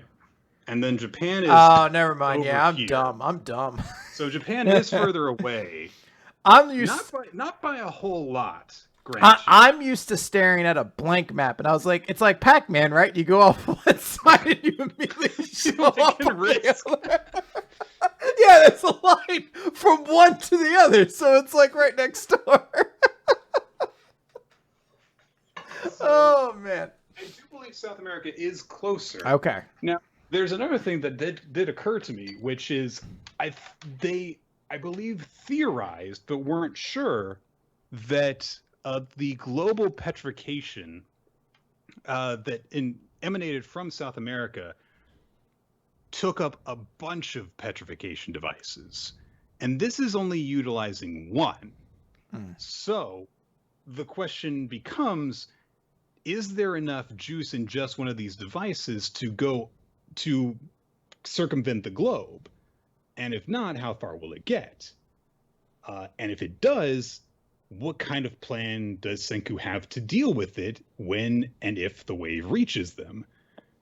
So, well, considering that we have several important characters like Ryusui who have been gunned down in the base itself, it seems very likely that they're going to get, like, those characters it'll reach the base. But it's also interesting that they specifically sent out, what's her name? Luna and Dr. Chelsea before. I think it's not going to get them. And it becomes Luna, the capable girl, who has to save everybody from being to reawaken people. Yeah, I mean, I think that if it depends on the explanation they give, but if they say that Senku realized that this thing, which the order is meant to, again, go around the entire Earth, will only have enough power to reach like a quarter of the way around the Earth, and will stop a matter of hundreds of meters when, that's a lot of stuff that I don't think he has the data for to assume, but we'll see what happens. This was, like you said, it was a brilliant callback to information that had been seeded a long time ago in a way that's really cool. It was really dramatic getting here, and it was a way to, get us to reset all the dramatic, grisly deaths that we got before this point in a way that it's like, oh, okay, I understand why you did all this stuff now. But we'll see where this goes. I am really excited to see exactly how this turn plays out. And fortunately, Dr. Stone is not off next week. This seems like the perfect point to go. It's like, we'll be taking a break. And it's like, no, we're going to find out more next week. So I'm very excited for that. I'm pretty pumped for this moment now. Killer chapter. Ooh, tinnitus hitting real bad. All right. We're going to talk about Mashle, Magic and Muscles, Chapter 57, Mash Burn Dead, and You Look, You Lose Your Life. So last time they agreed to a game of You Look, You Lose with, I'm forgetting his name. Gehenna. That's it. So Gehenna's like, all right, we're going to be playing a variation of You Look, You Lose. There's no rock, paper, scissors. Also, when I point in the direction, I'll count down for free. Avoid looking in that direction for the entire count to win without stepping outside the circle. And Finn's like, this seems really heavily favored in Mash's favor. What's the catch? And Mash immediately is just like, got it. So like, all right, we're going to do it 3 times. You avoid me 3 times, you win. You look. But we get music playing each time that it happens. Yes. Dun dun dun dun dun dun dun. Dun. So you look, you lose. But the way they're doing You Look, You Lose, Gehenna is shooting off attacks. So Mash is basically like dodging things while avoiding it. And, he dodges the first one. Then it's 2 directions at the same time. And it's like, don't look that way. It's 2 attacks from the blind spots. But Mash manages to like punch them away without looking. He's like, oh, wow. How very quaint. But this sword is enchanted with black flames, and it's such an awesome panel when he pulls it off because there's this great texture to the flames that really does make you just think there's something terrifying about them. I know a bunch of people are going to say Sasuke because it's Amaterasu, but I feel like there's so many. We literally just covered or talked about the 4 Knights of the Apocalypse, and there's also a guy in there who has like, they're not black, but flames that'll never go out until they burn you, so it feels pretty common. So yeah, it's like, hey, you won't be able to repeat the last trick because if you deflect it, you're gonna get burned to death. And Mash's just like, that's freaky. So it's like, nope, it's starting last round. You look, you lose, and he does it in 3 directions. So Mash can only look down, and of course, it's this big streak of attacks that Mash is dodging. It's 1 through 3, and then like a slash above, and then gets Mash to duck, and then there's a big swinging attack coming from below, and Mash slams his feet into the ground and then backflip somersault. It's this amazingly detailed like visual, like it's phenomenal art that's mixed with the dumbest visual of Mash backflipping with a giant chunk of rock attached to his feet. And what happens next? He succeeds. They're like, wow, he did it without looking down. And then an owl flies in and grabs a cream puff out of his jacket. And Mash is like, huh? And he's like, oops, I looked right at this. It's the dumbest fucking joke. I just love it. Grabs one of his little cream puffs. Where does this all come from? But it's just the little owl grabs the cream puff, and again, very in tune with Mash's character. He saw his cream puff go. He's like, "Hey!" But of course, all of that was enough for Gehenna to be sufficiently kind of satisfied. It's like, nope, that one doesn't count. We'll call it a draw. It's only fair. But at your current level, Macaron is going to be a challenge for you. So there you go. Some little foreshadowing that this is a big match. And Mash also notes, I'd have been in trouble if he hadn't hesitated. And also, he didn't chant a single spell. Mm-hmm. So we also get Gehenna saying, yeah, he blocked my sword with his forehead. He was prepared to. He's off the rails. What possible reason could he have to become Divine Visionary that is worth dying over? He already knows it, but I guess he's just kind of stunned at the resolve. So he says, he'd make a useful ally. I'll be reading to you to reach my level. And now it's time. What if that's just this character's thing? Like, he's all coy and has all these, hidden agendas and stuff like that. But he's also just very forgetful and kind of dumb. It could be a thing. He just doesn't remember very pertinent information too. He's just like, what possible reason could Mash have for doing this? They're like, you were there. You explained it. You know why.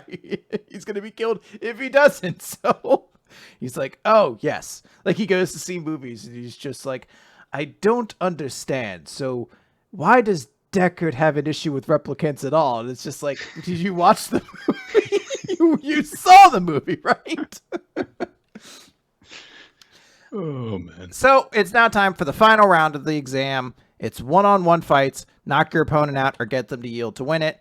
And we're not wasting any time. We're going straight to the marquee matchup. Yeah. Mash versus Macaron.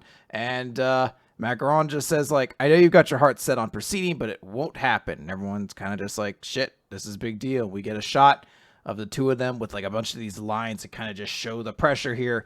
And it's Macaron says, you have one purpose in life, and that's to provide me with the thrill I seek. Mash burn dead. And Mash just says, that's a funny joke. I do wonder about the structure of this tournament. I don't think it matters. 6 people that were supposed to have one-on-one fights between? All right. Yeah, But, I mean, I think there's still... Because Carpaccio's out. Lance is still in there. Finn, Dot. So I guess more Tomato or whatever his stupid name is gone. Or that guy that got knocked out. So is it just the 5 of them now?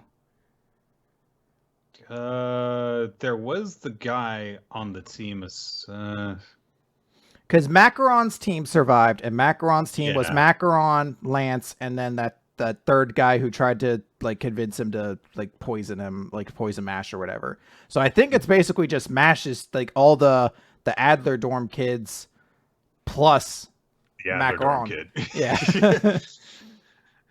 So yeah, I guess we'll find out what happens. This was such a Mash chapter, you know, badass action, and then just nails the ridiculously silly little joke. But yeah, it was fun.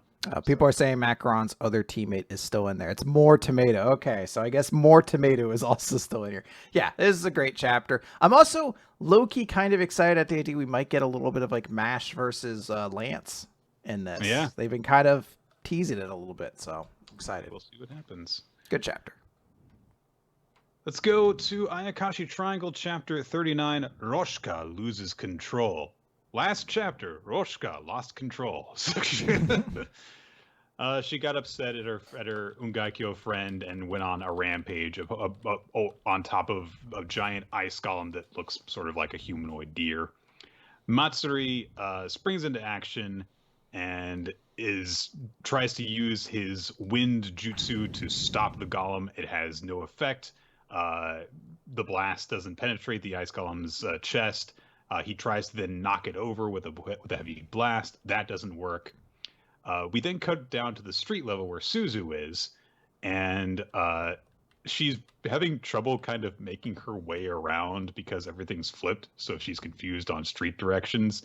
And she's like, yeah, it's my neighborhood, but I can't figure out the streets. And I'm like, you're trying to reach the ice golem, right? Can't you just get closer to it? It's just over there. It's over there. She's like, but I want to take West Abington or Abington West. Eventually, I wouldn't be shocked if her logic and reasoning is, I wonder if in the reverse world that pastry stop is still open on the West Abington Street. I believe what we're meant to get from this is she's trying to figure out the right direction to be in place position-wise because of where in the street they would be in comparison to the golem, but whatever.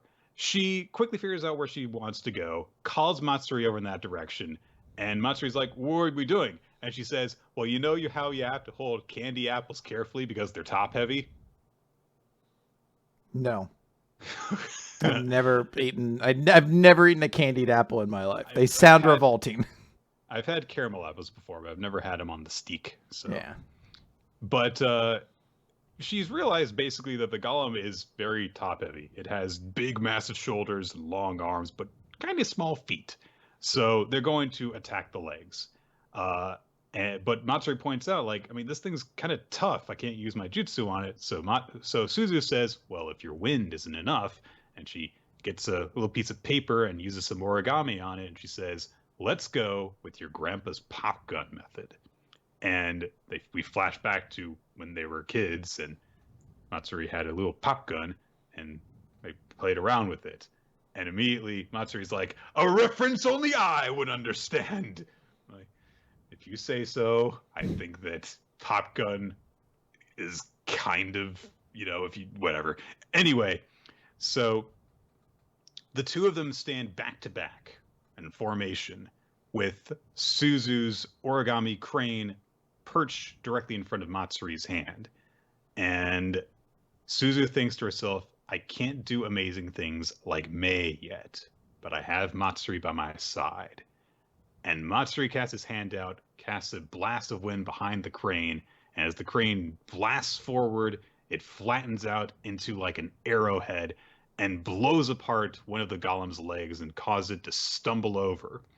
And Suzu gets onto the golem's arm and races up the side. She nearly slips, but uses her origami to catch her feet. She cannot be comfortable in those spats. She's not comfortable anyway. No. But she uses her origami in a cool way and manages to regain her balance, dash up the side of the ice golem, and ice stalagmites start to pop up in her path. But Matsuri breaks them apart and tells her to just go on and do her job as king. And while she is racing up to Rushka, we get a Rushka flashback. Apparently, she was an Ayakashi who dwelled within a picture book and really enjoyed having families read her story. But she got sold. And she got sold off somehow to Japan? Like her book specifically? Okay. But it got sold off to Japan, and she was, in an unknown place with all these unknown creatures, and she was lost until she came across Ungai. Toy Story 5 is weird. Yeah. I haven't seen Ham at all. How's that one Jesse song go? I don't know. Toy Story 2 sucks. Everyone who says it's the best is wrong. It's a very sharp Toy Story 1, Toy Story 2, Toy Story 3. It's a fucking letter V all the way through. I haven't seen 4, so I couldn't tell you. I don't know about 4. I don't know about that one. It doesn't seem like it would have been good, but who knows? So I've heard people say it's great, but yeah. So, basically, Ungai Kyo was like her only friend in this strange land that she was in, and Ungai got really upset at her, and called her worthless. So she's really upset now, and Rushka's just thinking, "Am I going to stay lonely like this forever?" And then she feels something calming, something she's never felt before. Is this warmth? And Suzu's hugging her, and she says, "It's okay now." And Rushka starts to calm down. And Suzu says to her, "When I was young, I was all alone among the humans." And she thinks it's because Matsuri became my friend that I'm the way I am today. And she says, "You have to treasure your friends." Right, Ungai? And Ungai Kyo has hitched a ride in her hood. And Ungai apologizes for saying something so horrible. Rushka calms down, and they embrace, and the golem fades away, and Rushka is safe now. They emerge from the mirror world, and everything's cool now. Everything's back to normal as they fall over at each other. But oh no, Suzu donned clothes in the mirror world, and they just came out of the mirror world, so the mirror clothes can't come with her. So she's naked in Matsuri's lap with her boobs right in his face. Oh no, how could this possibly have happened? And Matsuri basically goes comatose, while Rushka says that Ungai and I have decided to concede to you. And they are like celebrating while Suzu's like, "Okay, but I'm naked." And that's where the chapter ends. So fan service-y ending aside, I did actually like this chapter. I thought that Suzu got to show off some cool stuff, and I liked that, she had a cool combination attack with Matsuri. So I like the stuff that Suzu has. Unfortunately, with the way the chapter was kind of bookended, I tend to forget about it when I think of the chapter, so I didn't have a super big feeling. I'm also just, I don't know, I find myself getting less and less interested in Ayakashi Triangle. I guess the fan servicey dumb stuff is kind of gone, and now it's just actual kind of gross fan service, and that stuff doesn't interest me nearly as much. Yeah, I mean, if you're gonna do this stuff, at least do it in an interesting way. I mean, Nick, it's very interesting. She does a standing leg split and shows off her fucking vagina to everybody. It's fine. Like, it's cool. I do like it. It's just like that stuff is something that like kind of deflates me as I read it, so I don't come away with like a strong impression. Yeah, and I think that it's also a twofold thing. That the stuff that the fan servicey stuff is very much distracting you from, and I think is now increasingly distracting from, is also not as good as it was not just a very short while ago. So it's kind of a twofold way of kind of making you fall out with the series. So, but we'll move on from that because it's time for the best series of the week. Nick, it's Black Clover, page 288 rather. Manifest. I don't know who says this at the very start. It's a character from Black Clover, but I don't know who it is. Who's just like he went up ahead, and it's a big hurry. So Asta shows up, and he's like, "Boom, I'm here!" And he saved Nature Boy Ric Flair. People were saying Finral. Sure, I don't know. It was like the bottom corner of his hair. Sounds like Finral. Asta's just like, "Hey, cool, because not Nature Boy Ric Flair is like, you're extremely late, but I don't matter though. Go off and defeat the Dark Triad." And Asta's like, "Shut up! I care about you. You're stronger. Live and witness that strength." Look, it's a very sweet sentiment, and Nature Boy Ric Flair has a moment. He's like, "Was I hoping a new morning would dawn?" He's so edgy. He has so many poetic thoughts he has to get into his head. I wonder if he has. Just be Tokoyami, okay? Don't go half-ass on this. Be a lame edgelord, or don't. Don't do this halfway in the middle, but I'm actually cool, because you're not. I want to know if does he have any thought that he doesn't go by that? Like if he just wakes up in the morning, he's like looking for coffee. He's like, something black to drown my soul, to match it. It can't be stained. It's already too black. But he puts like a shit ton of creamer in it, so it's not even actually that black anymore. Ooh, bitter. That's really bitter. And no, I take my coffee black. I'm not allowed to have enjoyment in me. Maybe just 5 creamers and 10 sugars. Maybe I'll just dump this ice cream into it. Oh man, what a poser.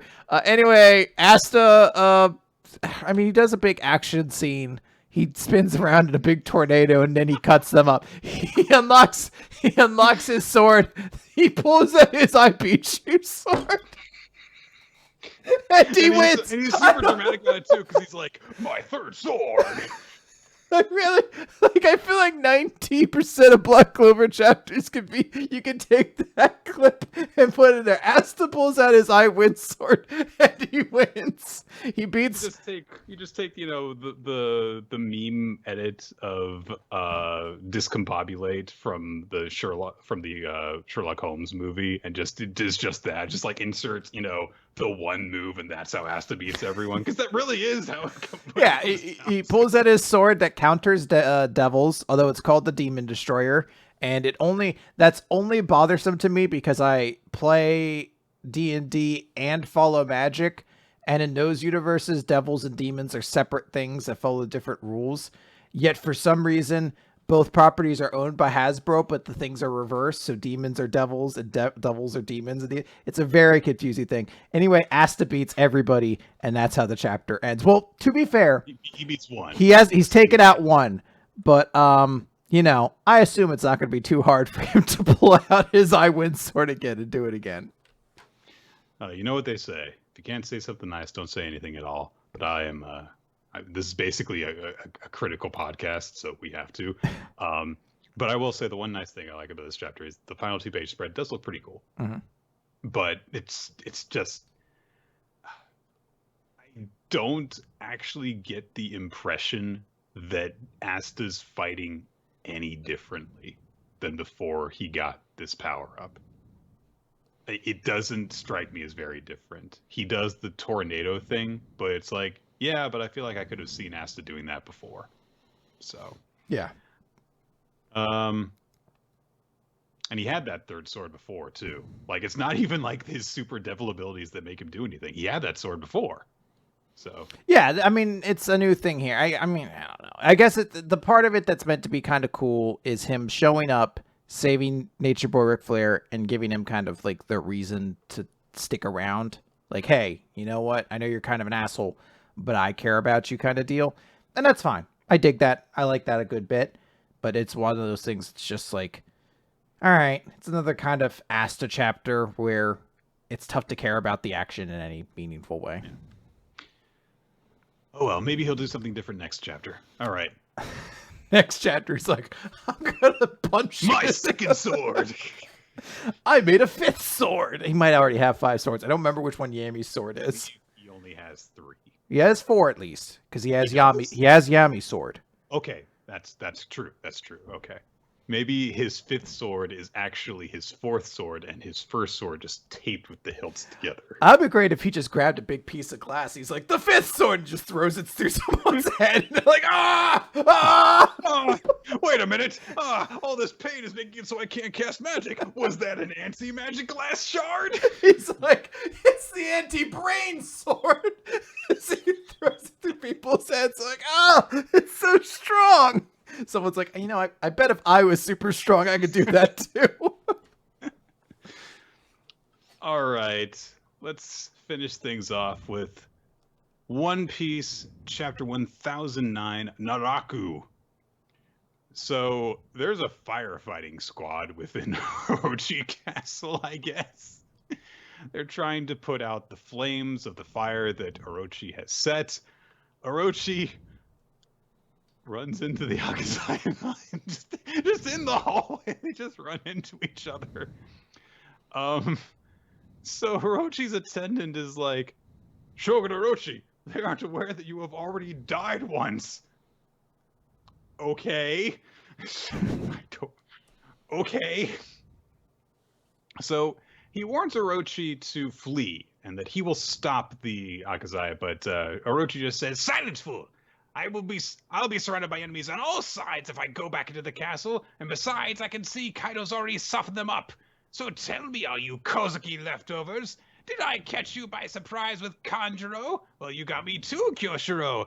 But let us overlook all those past treacheries." And he turns into his giant 9-headed or whatever it is dragon form. "I have nothing to fear from you. In your wounded state, I will devour every last one of you. After 20 years of trembling of your ghosts, you will feel my wrath." Boy, all of them cut his heads off.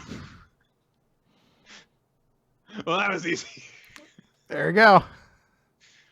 It is a really cool shot too. The heads flying everywhere while everyone's in the follow through of their strikes. And Orochi's body collapses to the ground. Kinemon says, "We have no time to waste on you, Orochi. Your judgment will be served in hell." And Raizo breaks off from them to turn to the attendant, Fukurokuju, and says, "My opinion of you has risen. You've remained loyal to that fool to the very end." Fukurokuju says, "I would say the same to you, but even before matters of revenge, you were always fated to fight, you and I. Weren't we, Raizo?"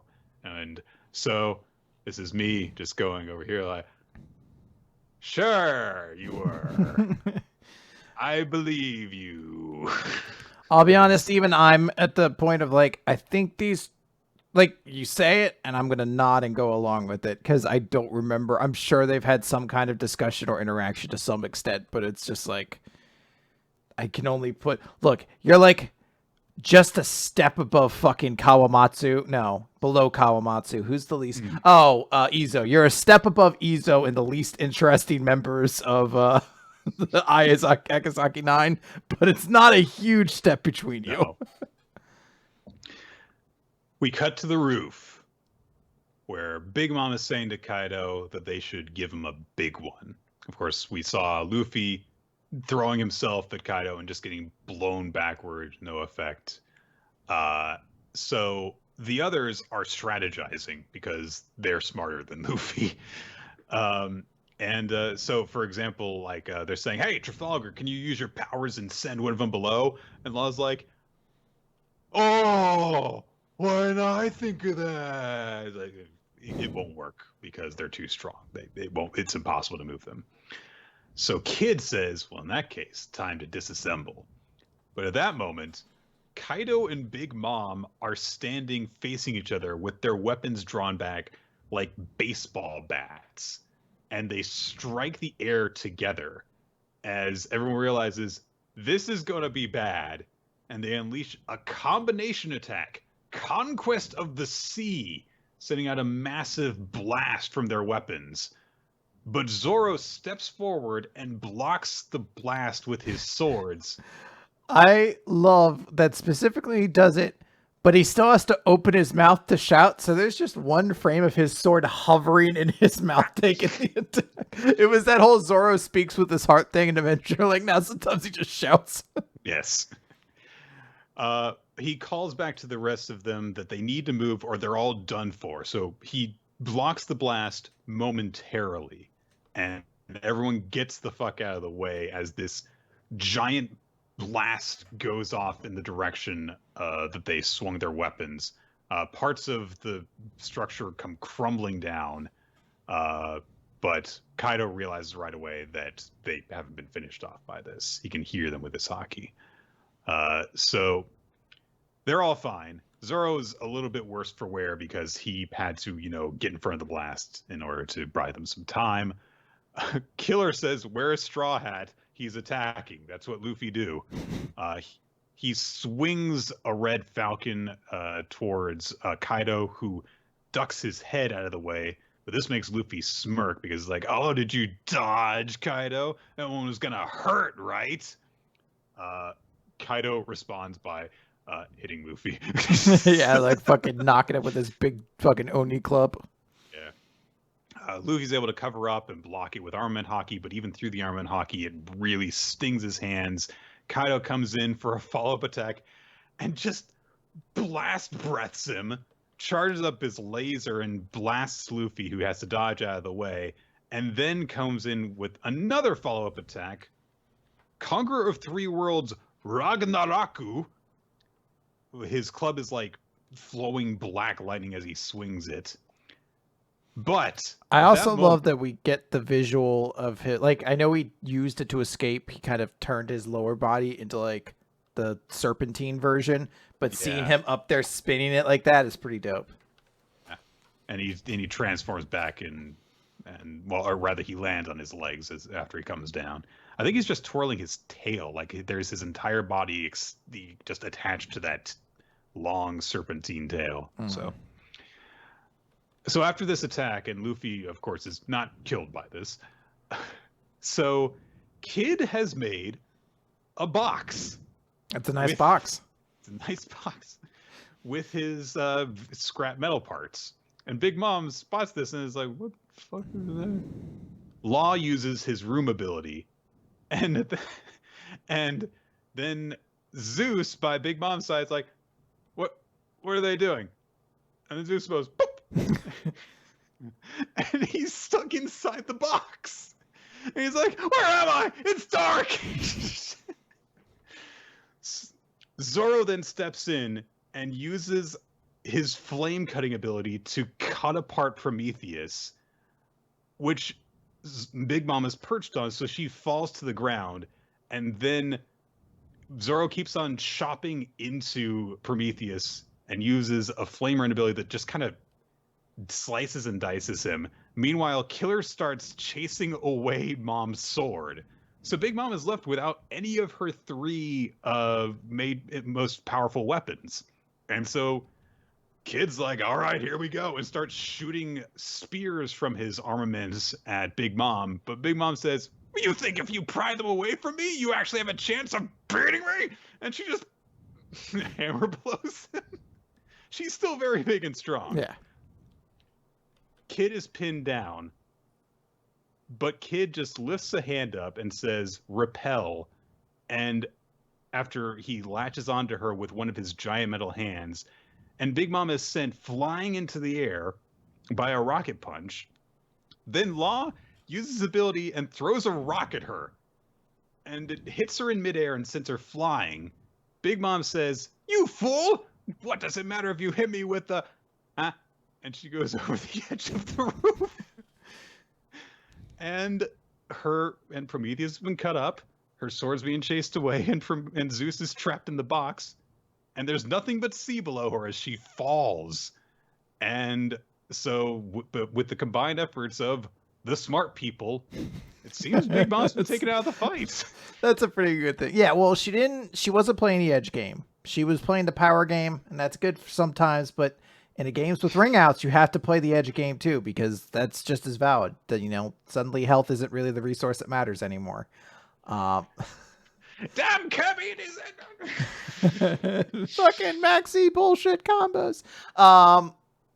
It's a pretty cool thing. Now I have to assume, it definitely looks like there's a special note placed on the fact that Zoro is pretty rough right now. We get the shot of him, blah, blah, blah. So I wouldn't be shocked to see if there's something where some Kaido shows up to basically stop Zoro from continuing to cut Prometheus, and that gives Prometheus to reform, and that's the opportunity for that. I think it's a very clever thing. I'm just worried. It's awesome. It's very cool. I'm already in my mind trying to be like, okay, how does this not work? Yeah. And I don't mean that as a criticism or anything. I'm just that's already where my mind's going. Yeah. This was the first chapter that I read this week, and it was a very nice chapter to kick things off with. Like I said at the top of the episode, we had a lot of really cool action scenes in manga this week.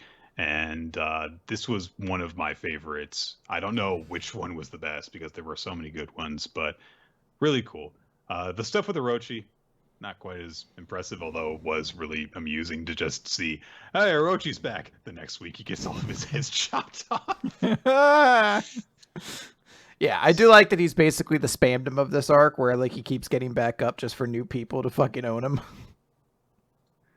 Okay. Well, that's it for this week. We had some really good chapters. What was the best one, though? Favorite chapter and MVP? Best chapter's easy. It's Dr. Stone. That payoff fucking, did things to me emotionally, where I was just fine. Oh, fucking, god damn it, Itagaki's so good. MVP's harder. I'm going to have to think on that. I am going to agree with you on Dr. Stone. I mean, there were so many cool hype moments this week, but that was one that felt like it was paying off something that had been set up a long time ago, because it was. And that there's another extra level of satisfaction that comes from that rewards you for following along with the series and paying attention to it over a long period of time. That's one of the reasons that we read One Piece, is because there's all this stuff that's been set up that eventually comes back and pays off. But out of everything that happened this week, Dr. Stone felt like this was the can't miss chapter. If you've been following along with these things, you have to read this one. And it was unexpected, honestly. I really did not think that something that big was going to happen this way, but really, really liked it. My favorite, my MVP is going to go to Kazama Genba, the new character in the Elusive Samurai. I love his look, or their look, I guess. I believe we're supposed to think that he's male. I love how they come off as intimidating. They show off their abilities and stuff, but then before the chapter ends, they get brought crashing down because their way of intimidating Tokiyuki has absolutely no effect. And it's just a perfect balance between cool, intimidating, dramatic, and silly, and gives you everything. So yeah, I'm going to agree with you on that. I think I'm going to give it to Genma as well. The audience, by the way, picked Dr. Stone as their series of the week, and Runaway Toddler Naputaku as the character of the week. I definitely understand that. Yeah, it was a tough choice with some characters this week. Joel had a really cool thing, Naputaku as well. The 3-man combination in Kaiju number 8. Sakan coming through with the clutch leg lariats after doing nothing. So good stuff this week of manga. And that is going to do it for Weekly Manga Recap. Thank you guys for joining us here for Weekly Manga Recap. We stream a live recording of the show Wednesdays, usually between about 7:30 and 8 p.m. Eastern Time here on twitch.tv/RoloT. And recordings of the show are available on Weekly Manga Recap, podbean.com. and on our iTunes. YouTube channel, and on iTunes, and on our YouTube channel as well. Video uploads, where also our backlog is getting posted regularly. I think it's all available now at this point. I think it's available. You'll probably still see updates to it because they're because the weird way YouTube works. But yes, yeah, you might. I think you could find all of 2019 in its own playlist and all of 2020 in its own playlist. So I don't know if those ones shouldn't pop up on your recommended though. So if there's episodes you're looking for, you can find them there. Also, we're on Spotify. I know some people asked for that. We've been on there for a while now. But just in case people didn't know and they're like, hey, I like playing on my PlayStation and that has Spotify on there. You know, there you go. I'll add that to my spiel. Cool. We want to thank people who help make the podcast what it is. NinjaX3i for all the help uploading all of the videos to our YouTube and for maintaining the Google Doc where we keep track of stats associated with the podcast as well as recommendations, which you can add as well if you go on our Discord server. We have a wonderful community on there. You can discuss the recommendation that we talk about. You can discuss the weekly series when the chapters drop each week. And you can also join in on our Saturday weekly Manga Us game. Yes, games, which is Among Us. We had a fun time figuring out the giant new map this past week. And beyond that, we want to thank you guys who help us out on Patreon. Your support allows us to create fun bonus content for you guys to enjoy. And we want to thank Steve Mann, our tile cut artist. You can check out his artwork wherever boobs are allowed to be drawn on the internet. And Milo Jack Stillis and Winsley Del Cheddar for creating the opening sequence of Weekly Manga Recap. We gotta do the new recommendation, right? Yes. All right. Dear Sachan. What? Dear Sachan. You motherfuckers thought we had to wait till sadistic September to read bad manga? Fuck no. We're gonna do it in the middle of the year. No hype, no build up. We're just gonna dig straight into fucking garbage. We've had too many good series. I mean, okay, I've heard this title before. Well, so I don't know anything about it. It's been initially recommended by Erie Gray. It has a lot of recommendations for it. It has a pretty long content warning on our thing. And I know it has exclusively an image on our emoticon on our Discord because it has a lot of it's a trash fire apparently. So, you know, something to look forward to. Yay! So we've been very good the last couple of weeks of getting new series read because they've been, short and easy to get through. Like we've been banging these out like one a week for the last couple of weeks. This one probably won't. This will probably take longer. So. I mean, it's only 5 volumes, 35 chapters, so it might not even take as long as that. But yeah, I was yeah. Well, we might need to breaks, So, yeah, that's gonna do it. Okay, fun.